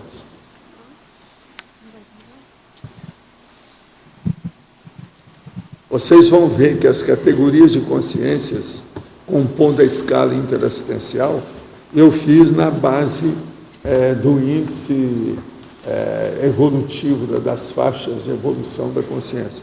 Por isso que eu coloquei 14 aqui. Eles se parecem, mas são um pouco diferentes, devido àquilo que a pessoa faz. De modo que é bom pensar nessa condição. Isca interconsciencial lúcida. Isconologia, quer dizer, o estudo da iscaja. Consim lúcida é a holomaturologia. O epicon lúcido é epiconologia. A mini peça autoconsciente, a interassistenciologia. O tenepsista teático é a tenepsologia. O completista é a proexologia. O ser desperto assistente é a despertologia. O ofiexista é a ofiexologia. O usuário das centrais extrafísicas é a extrafisicologia. A semiconsciex é a semiconsciexologia. O teleguiado é o processo autocrítico do teleguiamento. Evoluciólogo é a evoluciologia. O serenão é a serenologia. A consciex livre é a epiconscienciologia. Então, é a epiconscienciologia. Isso é diferente do epiconologia. É bom a gente clarear isso aqui, que tem gente que às vezes confunde uma coisa com outra. O epicon é uma coisa, agora epiconscienciologia é outra coisa. Ep quer dizer mais avançado, por cima, que sobrepaira o processo da ciência, a conscienciologia. Pode falar, Flávio. Pode diferenciar o 1 e o 2, ali, a isca interconsciencial lúcida e a consim lúcida? Sim. Qual todo mundo está implicado com isso. É a terceira pergunta que fazem hoje. Vocês já notaram isso? Escuta, você é tanto isca interconsciencial lúcida quanto consim lúcida, tá certo? Você já é. Valdo. E em seguida, sim, a diferença do epicon lúcido para a mini peça autoconsciente. O epicon lúcido, ele já trabalha com o parapsiquismo. Agora, a mini peça autoconsciente, ela trabalha na interassistencialidade. Então, uma coisa depende da outra. Agora, aí, se é mais de um lado, mais do outro, aí é com uma pessoa, né? O caminho que ela está desenvolvendo. Tá certo? Quando que uma pessoa sabe, ou quando, o que necessita para ela ser um usuário direto das centrais extrafísicas de energia? Em que condição? Arranjar o acesso. Sem ter nenhum acesso. Quer dizer, acesso que eu estou falando, sem ter crise, sem ter surto. Ela acessar. Quando ela acessa, sem ter surto. Uma vez, ela já passa a ser um usuário. Pois é, o usuário é aquela que já usa. Agora, eu quero só te falar uma coisa. Quando a pessoa se torna veterana na interassistencialidade, ela é usuária natural, porque a hora que ela monta um campo de energia, sim, se tem interesse no processo de assistência maior, a central já está ligada com ela. Sim. Aquilo é automático. Agora, eu acho que nesse nível é que aparecem os para-microchip. Isso é o mais comum que tem. É o que fica ligado. Por exemplo, eu tenho uma espécie de situação dessa. Por isso que é que eu falo para vocês. Por exemplo, eu jogo energia. A energia que é minha, a energia que é do amparador, e uma terceira energia que eu vejo, não, agora já não sou eu mais, nem o amparador. Até o amparador tem que abaixar, entende, a crista, porque já vem uma terceira força. Isso é que é o reforço externo, que eu chamo. Lá nas 40 manobras tem isso lá. O que eu tinha imaginado realmente, que à medida que você trabalha, potencializa as suas energias e você fica aí com uma conexão direta. Eu já tive várias experiências, assim você sabe disso. E, por exemplo, na quinta-feira, eu estava aqui, tentei interagir com o campo da energização e eu cheguei no centro. Aí você falou assim, você falou assim, alguém veio aqui. Realmente eu fui né? Deve estar sabendo. Eu fui e percebi um fluxo direto da central extrafísica, e bem no centro, né? Eu apaguei completamente aqui no assento.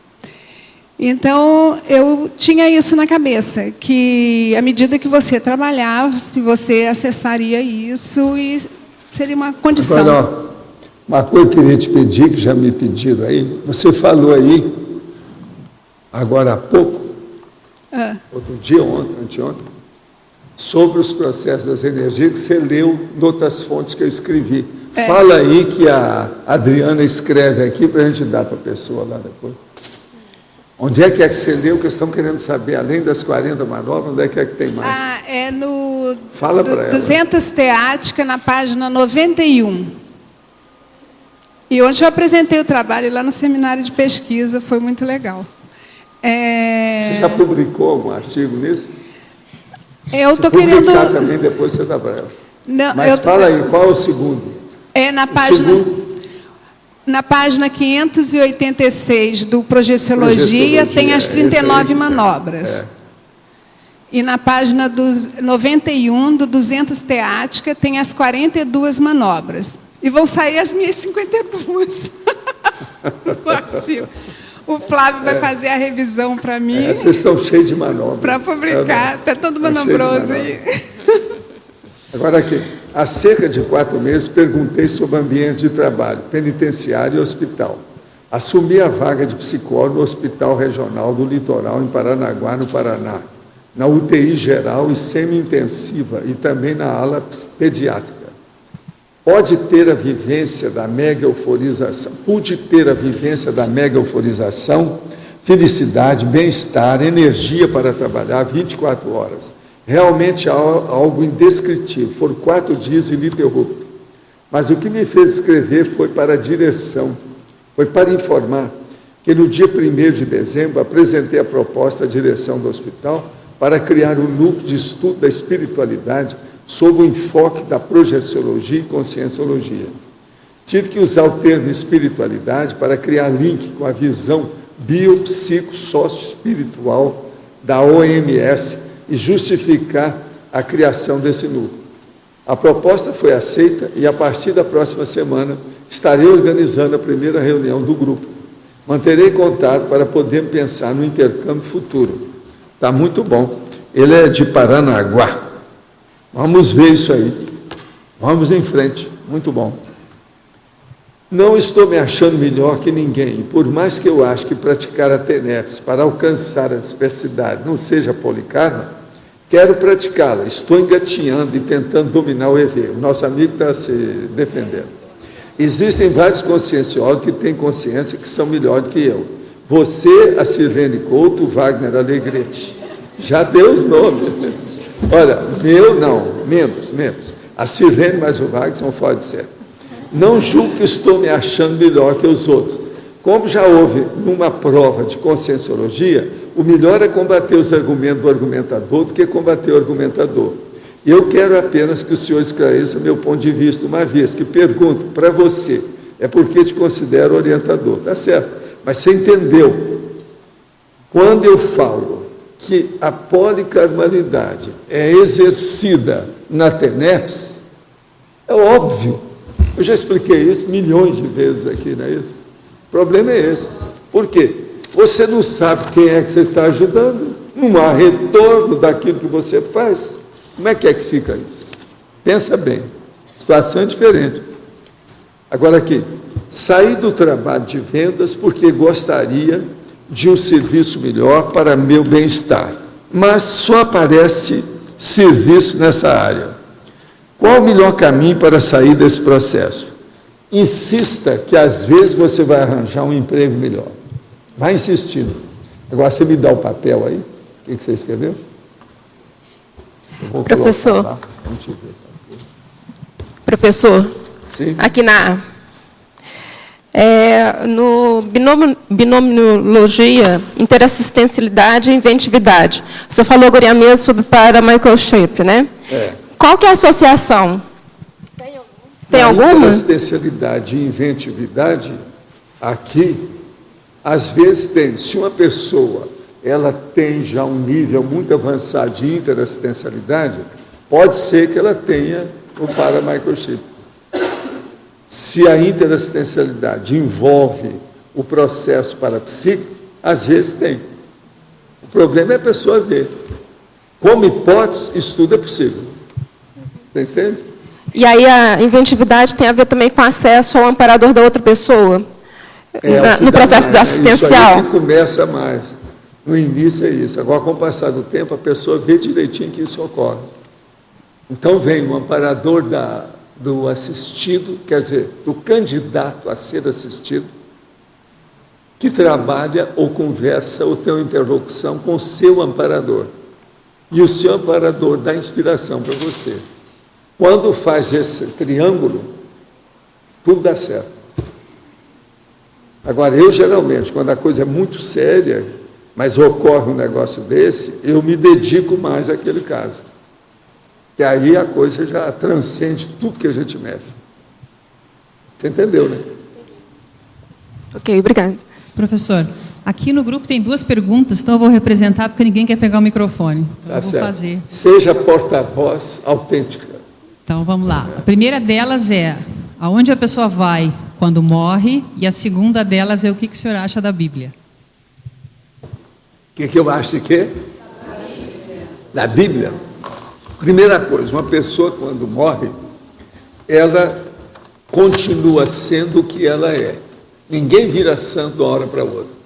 Se ela é muito lúcida, ela vai ter lucidez logo. Se ela tem pouca lucidez, ela vai demorar a ter lucidez. Alguns ficam até parapsicóticos, ficam perturbados. Isso depende. E para onde ela vai? Se ela tem boa intenção e a vida foi muito útil, ela teve uma vida de completista, ela vai para uma comunidade extrafísica evoluída. Aí ela vai caminhar mais depressa. Se ela teve uma vida negativa, que o saldo não foi bom, ela vai para a baratosfera. A baratosfera é igual um inferno, porque o inferno e o paraíso estão dentro da pessoa. Agora, a Bíblia. A Bíblia é um dos livros sagrados que tem feito mais mal do que bem na Terra. Porque tudo que é coisa sagrada é um negócio errado. Não tem nada sagrado aqui para a gente ficar aí basbaque ou ficar ajoelhado perante aquilo. E a Bíblia é um dos livros mais pornográficos que eu conheço. Agora, ela é bem escrita. Então a pornografia não aparece assim bem clara. Você está entendendo? Mas eu considero que todo livro sagrado, para mim, é tolice. Eu chamo isso de tolicionário, ou seja, é o dicionário das tolices. Tolicionário. Então, essa que é a situação que eu acho. Agora, eu respeito todo mundo que segue a Bíblia, todo mundo que precisa de religião, que segue seita, o problema é deles, mas não tem nada a ver com isso. Entende? Nem quero saber disso também. Chega. Que eu tenho retrocognição de vidas anteriores. E com essas vidas nós perdemos muito tempo com tudo quanto é livro sagrado, tudo quanto é jeito que tem por aí. Então hoje eu dou uma bela banana para essas coisas todas. Para mim eu não quero saber disso. E é o que a gente fala aqui.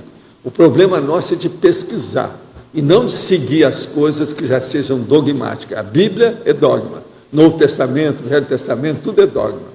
Seja aquilo que é a Bíblia usada pelos, vamos dizer, alguma coisa lá, por exemplo, os judeus, os católicos, os próprios muçulmanos, tudo tem Bíblia no meio. Isso para mim já era.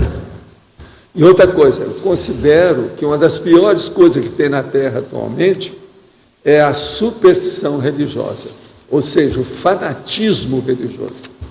E isso vem, a Bíblia é um dos fatores mais sérios para criar o fanatismo religioso. Então isso aí é um problemão. Agora, nós aqui, eu falo tudo na cara. Nós chamamos isso de impacto-terapia, para mostrar o soco na cara e a fratura exposta da realidade que a gente pensa. Isso é a nossa. E nós estamos debatendo isso, tudo racionalmente. Agora, acho que ninguém pode falar que eu seja, por exemplo, materialista, que seja ateu. Eu não sou. Mas não sou também fanático religioso. Não quero saber disso. Eu trabalhei no movimento espírita 28 anos. Porque eu achava que lá eu podia fazer assistência, aquilo me ajudou. Desde a infância eles me colocaram lá dentro. Foi a minha criação da infância. Eu comecei a ter aula de moral cristã com 6 anos de idade. Aula de moral cristã. Tinha uma espécie de catecismo espírita na ocasião. Agora, eu depois deixei isso. Quando eu tinha 34 anos, eu deixei isso tudo. Fui cuidar da minha vida. Para sair fora da dogmática. Aquilo que já tem tudo em cima de você. A gente tem que ter liberdade de expressão, de pensamento e de vivência. Esse é que é o caminho. De modo geral, esse é que é...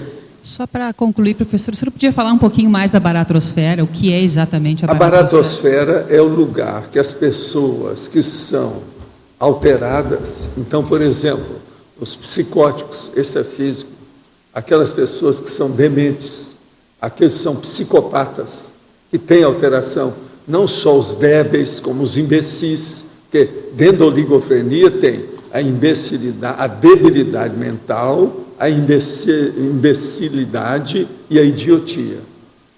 Todas essas pessoas que têm isso que nós conhecemos aqui, pode ser que elas tenham ido para a baratosfera, mas nem sempre, porque depende da intenção que a pessoa tem. Porque às vezes, aquela pessoa que aparece mais, que parece ser mais inteligente, essa às vezes é que vai para a baratosfera. Por quê? Ela é mal intencionada, está fazendo ilicitudes e crimes aí de tudo quanto é jeito que ninguém está sabendo.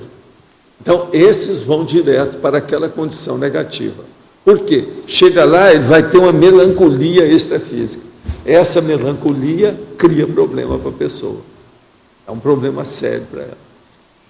Professor, no caso do filme do André Luiz, Nosso Lar, aparece essa baratrosfera e ele lá, que eu tinha entendido como ele era um fumante inveterado, e sei lá, talvez nem tão assistencial, porque ele se aborrecia, tratar um casal. Ele fazia, ele tratava, mas assim, como se diz, sem muito boa vontade. Então ele ficou nessa baratrosfera um bom tempo. E aí, os suicidas, psicológicos, eu tinha entendido mais ou menos isso. O que tem? Não, então, porque pelo que o senhor falou, ele parece que eu tinha entendido um pouquinho diferente. Mas, e daí? Não, eu queria saber Esse ainda é fraco, ainda, porque ele fez muita coisa na vida dele. Ele foi um médico que fez muita coisa. Agora, por outras razões, então, que não aparece. O problema é esse povo da guerra, por exemplo, os mercenários, que às vezes o cara procurou combater em 3 guerras diferentes. Eu já conheci gente assim. E os snipers? Aquele que é o atirador de elite. Isso é terrível. Eles, por exemplo, lá no Complexo do Alemão, no Rio de Janeiro, eles descobriram que tinha arma de atirador de elite lá no meio. Lá no meio dos narcotraficantes. Tinha arma de atirador de elite. Isso aí é um negócio seríssimo, um negócio sério, para a gente pensar. Então, o processo todo é o seguinte: quem vai para a baratosfera não precisa de ter muita dúvida sobre isso. Ele já vive na baratosfera. É aquele que está com má intenção, aquele que não está nunca satisfeito com o que tem. Esse já está na baratosfera há muito tempo. Porque as pessoas, elas falecem. O corpo desativa, acaba o corpo. Elas continuam sendo do jeito que elas são, não vai mudar nada, o temperamento é daquele jeito, do mesmo jeito. A pessoa só se torna santa no cemitério, mas é só lá, não sai de lá também. Uma pessoa morreu, virou santo, seja o que for. Entende como é que é? Porque isso é o discurso que se faz, é despedido, o faroel, né? É o bota fora, como a gente chama. E outra coisa, a maioria está aplaudindo, porque se o cara não presta, então, essa é a questão feliz, que ele morreu. Ficou livre dele. Então, virou santo. Não quer saber dele. Professor, mas tudo é tapiação. Professor, mas para sair disso aí, parece como ele desesperado de tanto sofrimento, ele pede auxílio. É assim que acontece, ou tem outro sistema, ou outra possibilidade? Todo, né? Oi? Agora, o povo vive pedindo auxílio, por isso que tem tanto guia cego. O que tem mais na Terra? É guia cego, não é amparador. Porque os guias cegos vão atender aqueles que são desvalidos, que estão querendo coisa, por exemplo, às vezes egóica. Então, para atender uma coisa egóica, o amparador não vai fazer isso. Ele vai atender quem quer uma coisa fraterna, boa, amorosa, generosa. Agora, uma pessoa, por exemplo, muita coisa que quer. O cara morreu. Isso tudo eu já vi fora do corpo. Ele faleceu, desativou o corpo, chegou lá. Aí ele começa a pedir auxílio de tudo quanto é jeito. Para quê? Para matar o cara que ficou, que ainda não morreu. Porque ele quer que ele morra também. É aí que vira assediador. Olha só. Já está na baratosfera, nem está sabendo que está. É assim um monte de gente desse nível. Então, por exemplo, você vai e vê as pessoas que estão numa UTI. Olha o jeito delas. Tem aquela pessoa, por exemplo, que abençoa todo mundo, que está satisfeita com as coisas, está preparada para dessomar. E tem outra que está danada a vida com muita gente. Esse já está na baratosfera. Às vezes, se ele demorar mais tempo na UTI, até pode ajudar. Porque ali pode fazer já um início de contato com aquele povo para ver se melhora. Às vezes ajuda. Mas ele só sai de lá por uma autoconscientização do seu processo ou não, ele tem uma ajuda? O assédio é a base de tudo. Sem isso, ninguém evolui. Ninguém melhora nada. Tem que ter o autoassédio. Mas ele não sai de lá assim com asas de anjo. Não tem jeito. Isso aí demora. Tá certo? Obrigada. Professor, aqui na letra A, eu poderia ter o contato desse psicólogo que mora em Paranaguá? A minha irmã trabalha na UTI pediátrica de lá, para eu passar o contato para... Você quer saber o nome dele? É o contato, para eu conversar com ele e poder passar para ela. André Cirilo. O Cirilo é com Y e 2 L's. André Cirilo. Ok. Entende? Obrigada. Ele é fora de série. O André tem escrito para mim aqui várias vezes. Legal. E... André Cirilo, eu não sei. Mas ele tem escrito muito aqui para nós. Ok. Entende? E eu queria entender em antagonismo, na página 6, o antagonismo amor doador, amor credor. Se é credor, é considerado amor, professor? O amor doador e o amor credor. Você quer saber o quê? Amor. Se está cobrando algo, é um amor? Eu não entendi isso, que para mim não... A pessoa acha que é, né? Isso Mas é não questão de gente que pensa assim, amor credor. Não, você está me devendo isso. Mas isso não é, né? Aí nos processos de divórcio, essa situação aparece com muita frequência. Agora, é lógico que não tem amor nenhum, né? Quando o processo está reivindicando, está exigindo alguma coisa. O verdadeiro amor é de doação, não é de exigência. Mas o amor credor é muito falado, então a gente tem que explicar isso por aí. É uma ilusão, né? Isso aí, não existe. Agora, o processo é aqui, ó, antagonismo, recepção, retribuição. É mais ou menos isso. Entende? Receber e retribuir. Muita gente acha que é credor por causa disso. Não, eu te dei, eu quero receber. Agora, veja, toda aquela vivência que a pessoa teve na hora do divórcio, ela quer que pague aquilo. Professor, no caso da família, quando ela começa a cobrar muito a sua atenção, ela quer que você esteja do seu lado... A primeira coisa que você tem que olhar é o seguinte, tem algum dependente seu? Não. Então, fim de papo. Entenda esse povo e toma conta do seu destino. Quem nasce tem o momento de sair do lar, da casa. Ele Porque não vai eu ficar pensei... lá o resto da vida. Senão, assim do canguru, errado. Porque eu pensei quando o senhor falou assim, quando tem afinidade é mais fácil das pessoas se encontrarem, né? Ficarem juntas. E quando não tem, fica difícil ficar Mas junto. você já ficou junta até um determinado, agora fica junto com outros. É muita gente que tem na humanidade. Não pode ser só aquele núcleozinho pequenininho, familiar.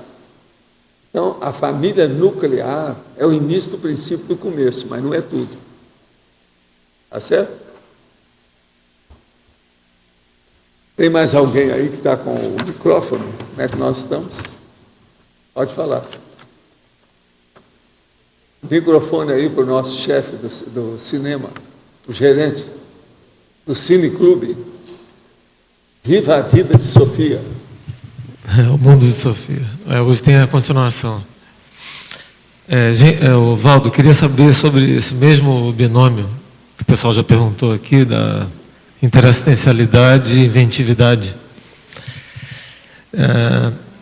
além dessa coisa para microchip, do amparador, do assistido, né, desse trio que você falou, existe a condição da própria cosmoética, pela intrassistencialidade, levar uma harmonização com o fluxo cósmico maior e a pessoa ser mais inventiva dentro das circunstâncias, né?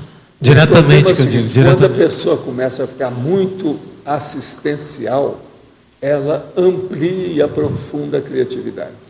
Isso é inevitável. Por causa da conexão. Não, é por causa da cosvisão. Então, da cosmoética. Isso que eu estou falando. A cosvisão. Mas a cosvisão é que é o negócio sério. É o que amplia mais a cosmoética. Mas a senha é a cosmoética por causa da conexão com o fluxo. A cosvisão já mostra que é uma coisa maior. Então, nesse ponto já é direta. Essa ampliação, ela é inventiva. Então, nesse ponto, a inventividade já é direta, né? Vai direto. Funciona. Tem que pensar nisso. Vale a pena. Obrigado.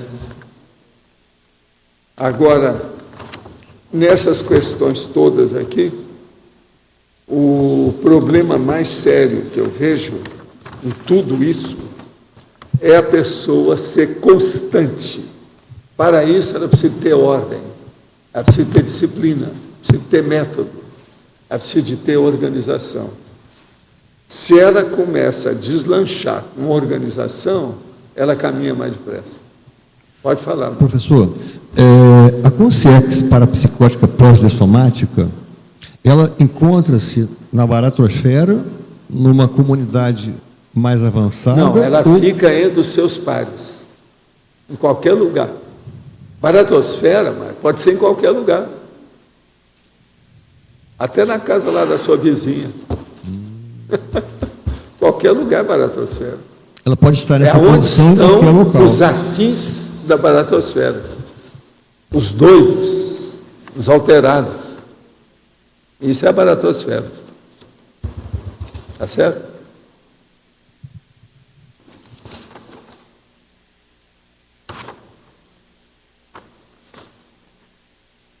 Agora, vamos pegar aqui alguma coisa que ninguém falou, só para falar para vocês.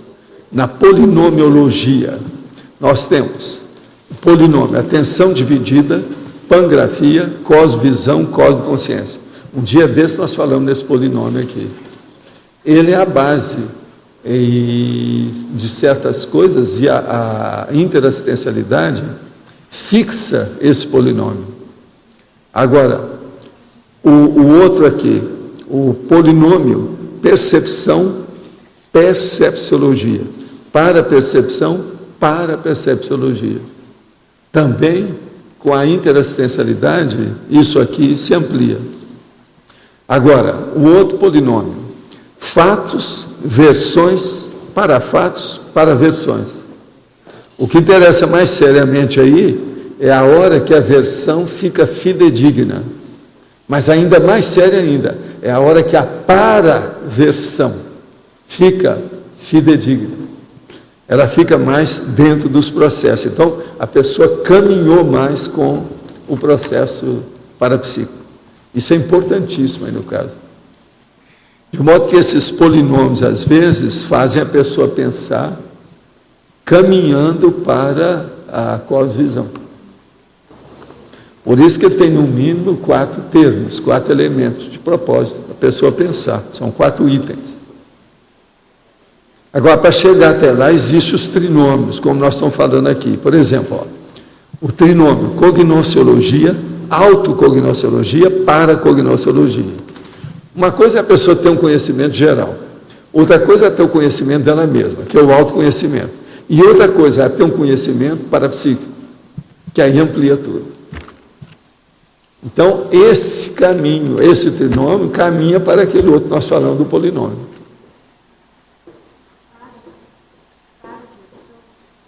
Sim. O que tem a paraversão? Ela pode ser uma surpresa para a pessoa, né? Pode. Porque a versão, a pessoa vê, digamos assim, bidimensional. Ela está vendo uma coisa ali. Não, que geralmente ela está reduzida. vendo o fato, às vezes, com o apriorismo que ela tem, o preconceito que ela tem. Agora, a hora que ela vai ver a versão real dos fatos, que não é aquele que ela pensou que fosse, ela ouviu falar, Ela ouviu o galo cantar, mas não está sabendo aonde.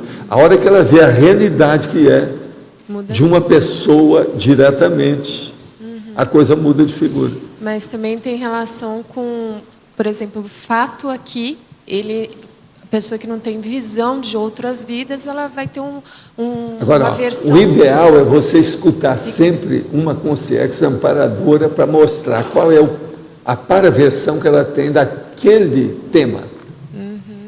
Aí você vai chegar perto da paraversão. É o amparador. Por isso que é importantíssimo a gente ter intercâmbio, interlocução com o amparador. E as intuições que, né, Você as entendeu, ideias né? claras que entram, né, que ampliam a visão. Isso é seríssimo. É o caminho. Agora, então, nós estamos vendo aqui, hoje eu estou chamando a atenção para o binômio, trinômio e polinômio, que isso é uma escada ascendente de ideias, que pode ampliar muito a cabeça das pessoas.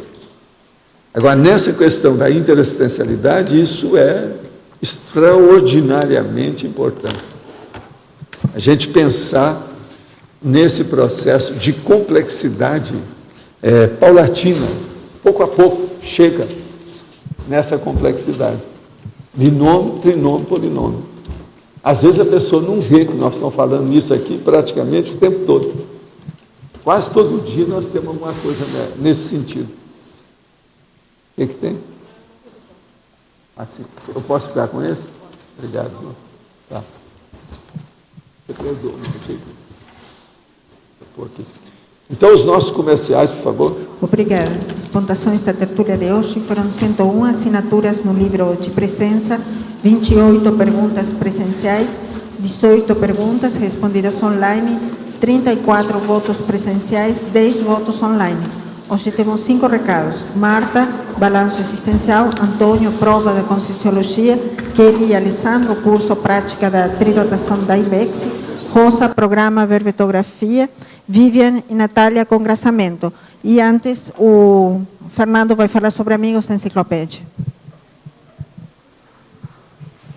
Boa tarde a todos. Nós queremos orientar o amigo da enciclopédia que participa do programa ou teve a parcela vencida recentemente, e todos aqueles no Brasil todo que têm e que podem aderir, têm interesse e podem aderir ao programa dos amigos, quais são os meios de pagamento? O valor anual é R$ 720, pode ser pago em até 12 vezes conforme o meio de pagamento.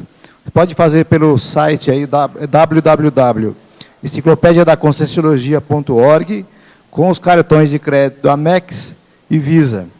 Pode ser feito também na recepção do CAEC, com cartões Amex, Visa e Mastercard, e também em dinheiro ou cheques.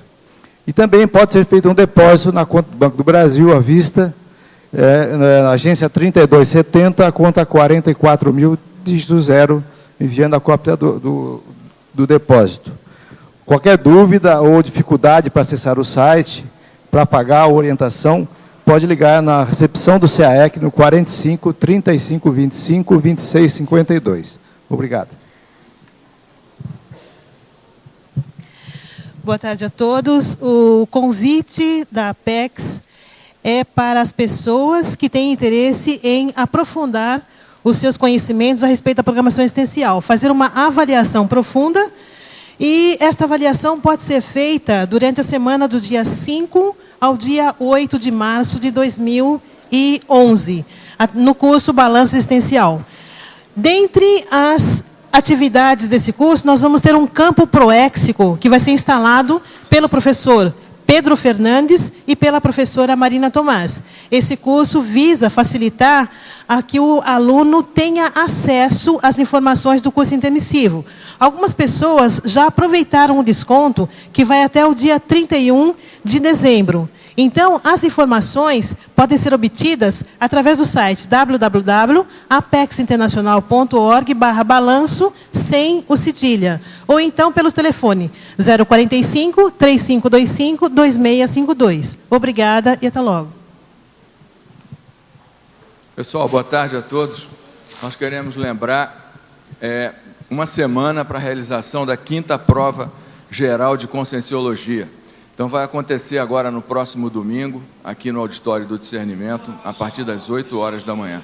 a gente quer lembrar, quem for fazer aqui em Foz, para trazer a garrafa d'água, para trazer um travesseiro, chegar às 7h30 para poder haver acomodação e não haver atropelos. Então, vai se realizar aqui no Auditório do Discernimento. A matéria da prova é a 6ª edição da enciclopédia, de 1820 verbetes. Como a gente já falou anteriormente, a gente sabe que é muito difícil a pessoa entender e saber com precisão aí esses verbetes todos, mas nós vamos procurar ser específico, sem exigir tanto da memória. A prova está muito interessante e a gente acha que vai ajudar bastante aí no conhecimento da Conscienciologia. Inclusive, queremos agradecer aí ao professor Valdo, que hoje ele revisou aí algumas questões da prova. Uma outra questão é em relação a quem vai fazer a prova fora de Foz. Existem 5 unidades aí que estão confirmadas, né, em São Paulo. Belo Horizonte está faltando mandar aí o endereço. O Cristiano e Dani, está faltando o endereço. O pessoal de Fortaleza está ok. Porto Velho está faltando a lista e o endereço. Tem que mandar isso hoje, no máximo amanhã, que amanhã a gente vai estar enviando por SEDEX aí esse material com as regras lá da realização da prova. Então, aqui em Foz são 74 pessoas que assinaram a lista.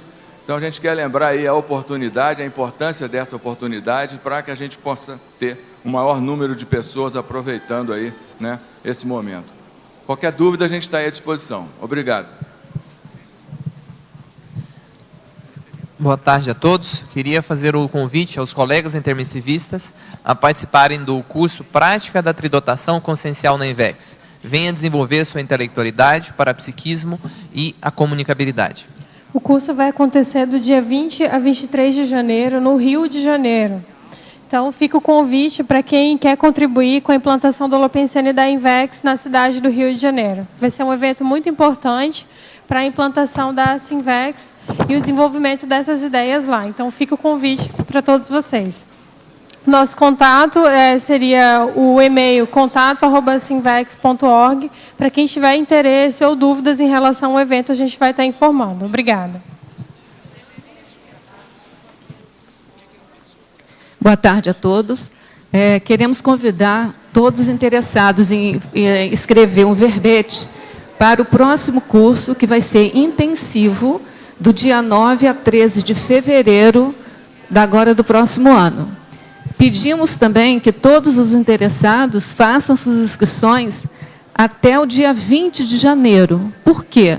Porque como esse curso é bem intensivo, ele vai começar numa quarta-feira à tarde, quinta, sexta, sábado, domingo. A gente vai precisar que a pessoa já chegue aqui com um tema definido, com uma noção prévia da definição. Então, a gente vai entrar em contato com os inscritos pelo menos umas 3 vezes, via e-mail, via online, via algum tipo de oficina online, para poder a pessoa já preparar o que for necessário para a gente dar início, então, no dia 9 de fevereiro, já a escrita do verbete. Quem mora fora, então, tem a grande oportunidade de fazer, então, o seu verbete em 5 dias, 4 dias e meio. E quem mora aqui, que quiser agilizar, também é uma boa oportunidade.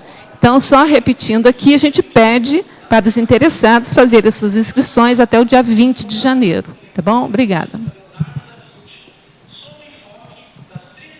Bom, boa tarde aí a todos. A gente vai comunicar aqui informação sobre a nossa programação do congraçamento. Então, o congraçamento está ocorrendo nos dias 17, 18 e 19 agora de dezembro. No dia 17, a gente vai ter o lançamento da maquete, né, da Ágora. Vamos ter o coquetel gratuito, a apresentação de mímico e vamos ter a apresentação musical. No dia 18, sábado pela manhã, a Natália vai falar um pouco para a gente da Biocan, que a gente vai ter uma Biocan na trilha da Cognópolis, pela manhã, juntamente com a atividade da feira. Nós vamos ter o Colégio Invisível da Conviviologia, fazendo atividades durante o dia inteiro. À noite vamos ter música, orquestra de violões, vamos ter o Magno com a banda aqui tocando para a gente. Então, a gente tem uma série de atividades durante os sábados que vão ser realizadas. No domingo, a gente vai ter uma dinâmica especial do Energossomática. Então, a gente vai ter uma dinâmica com o Steiner pelo domingo pela manhã. Então, a gente vai também trazer aqui, para a gente trazer mais detalhamentos. Eu vou pedir para a Natália falar um pouco mais sobre a atividade e a gente vai dando continuidade, informando o detalhamento das atividades que vão ocorrer no evento. Então, pessoal, a Biocam é uma atividade ótima que junta a parte de atividade física com exercícios de energia. Então, é uma atividade muito legal para vocês convidarem as pessoas que conhecem, que querem conhecer aqui a Cognópolis. Vai ser dentro da trilha, que ela passa por todos os campos, a maioria dos campos daqui da Cognópolis. E é uma atividade, né, que visa congraçar, né, juntar-nos todos para celebrar, né, o que a gente está conseguindo até agora. Então, fica o convite e vamos em frente. Só um minuto. Lembrando que os recursos do festival vão ser destinados para a reforma do nosso auditório do discernimento. Então, a gente conta com a participação de todos nos eventos.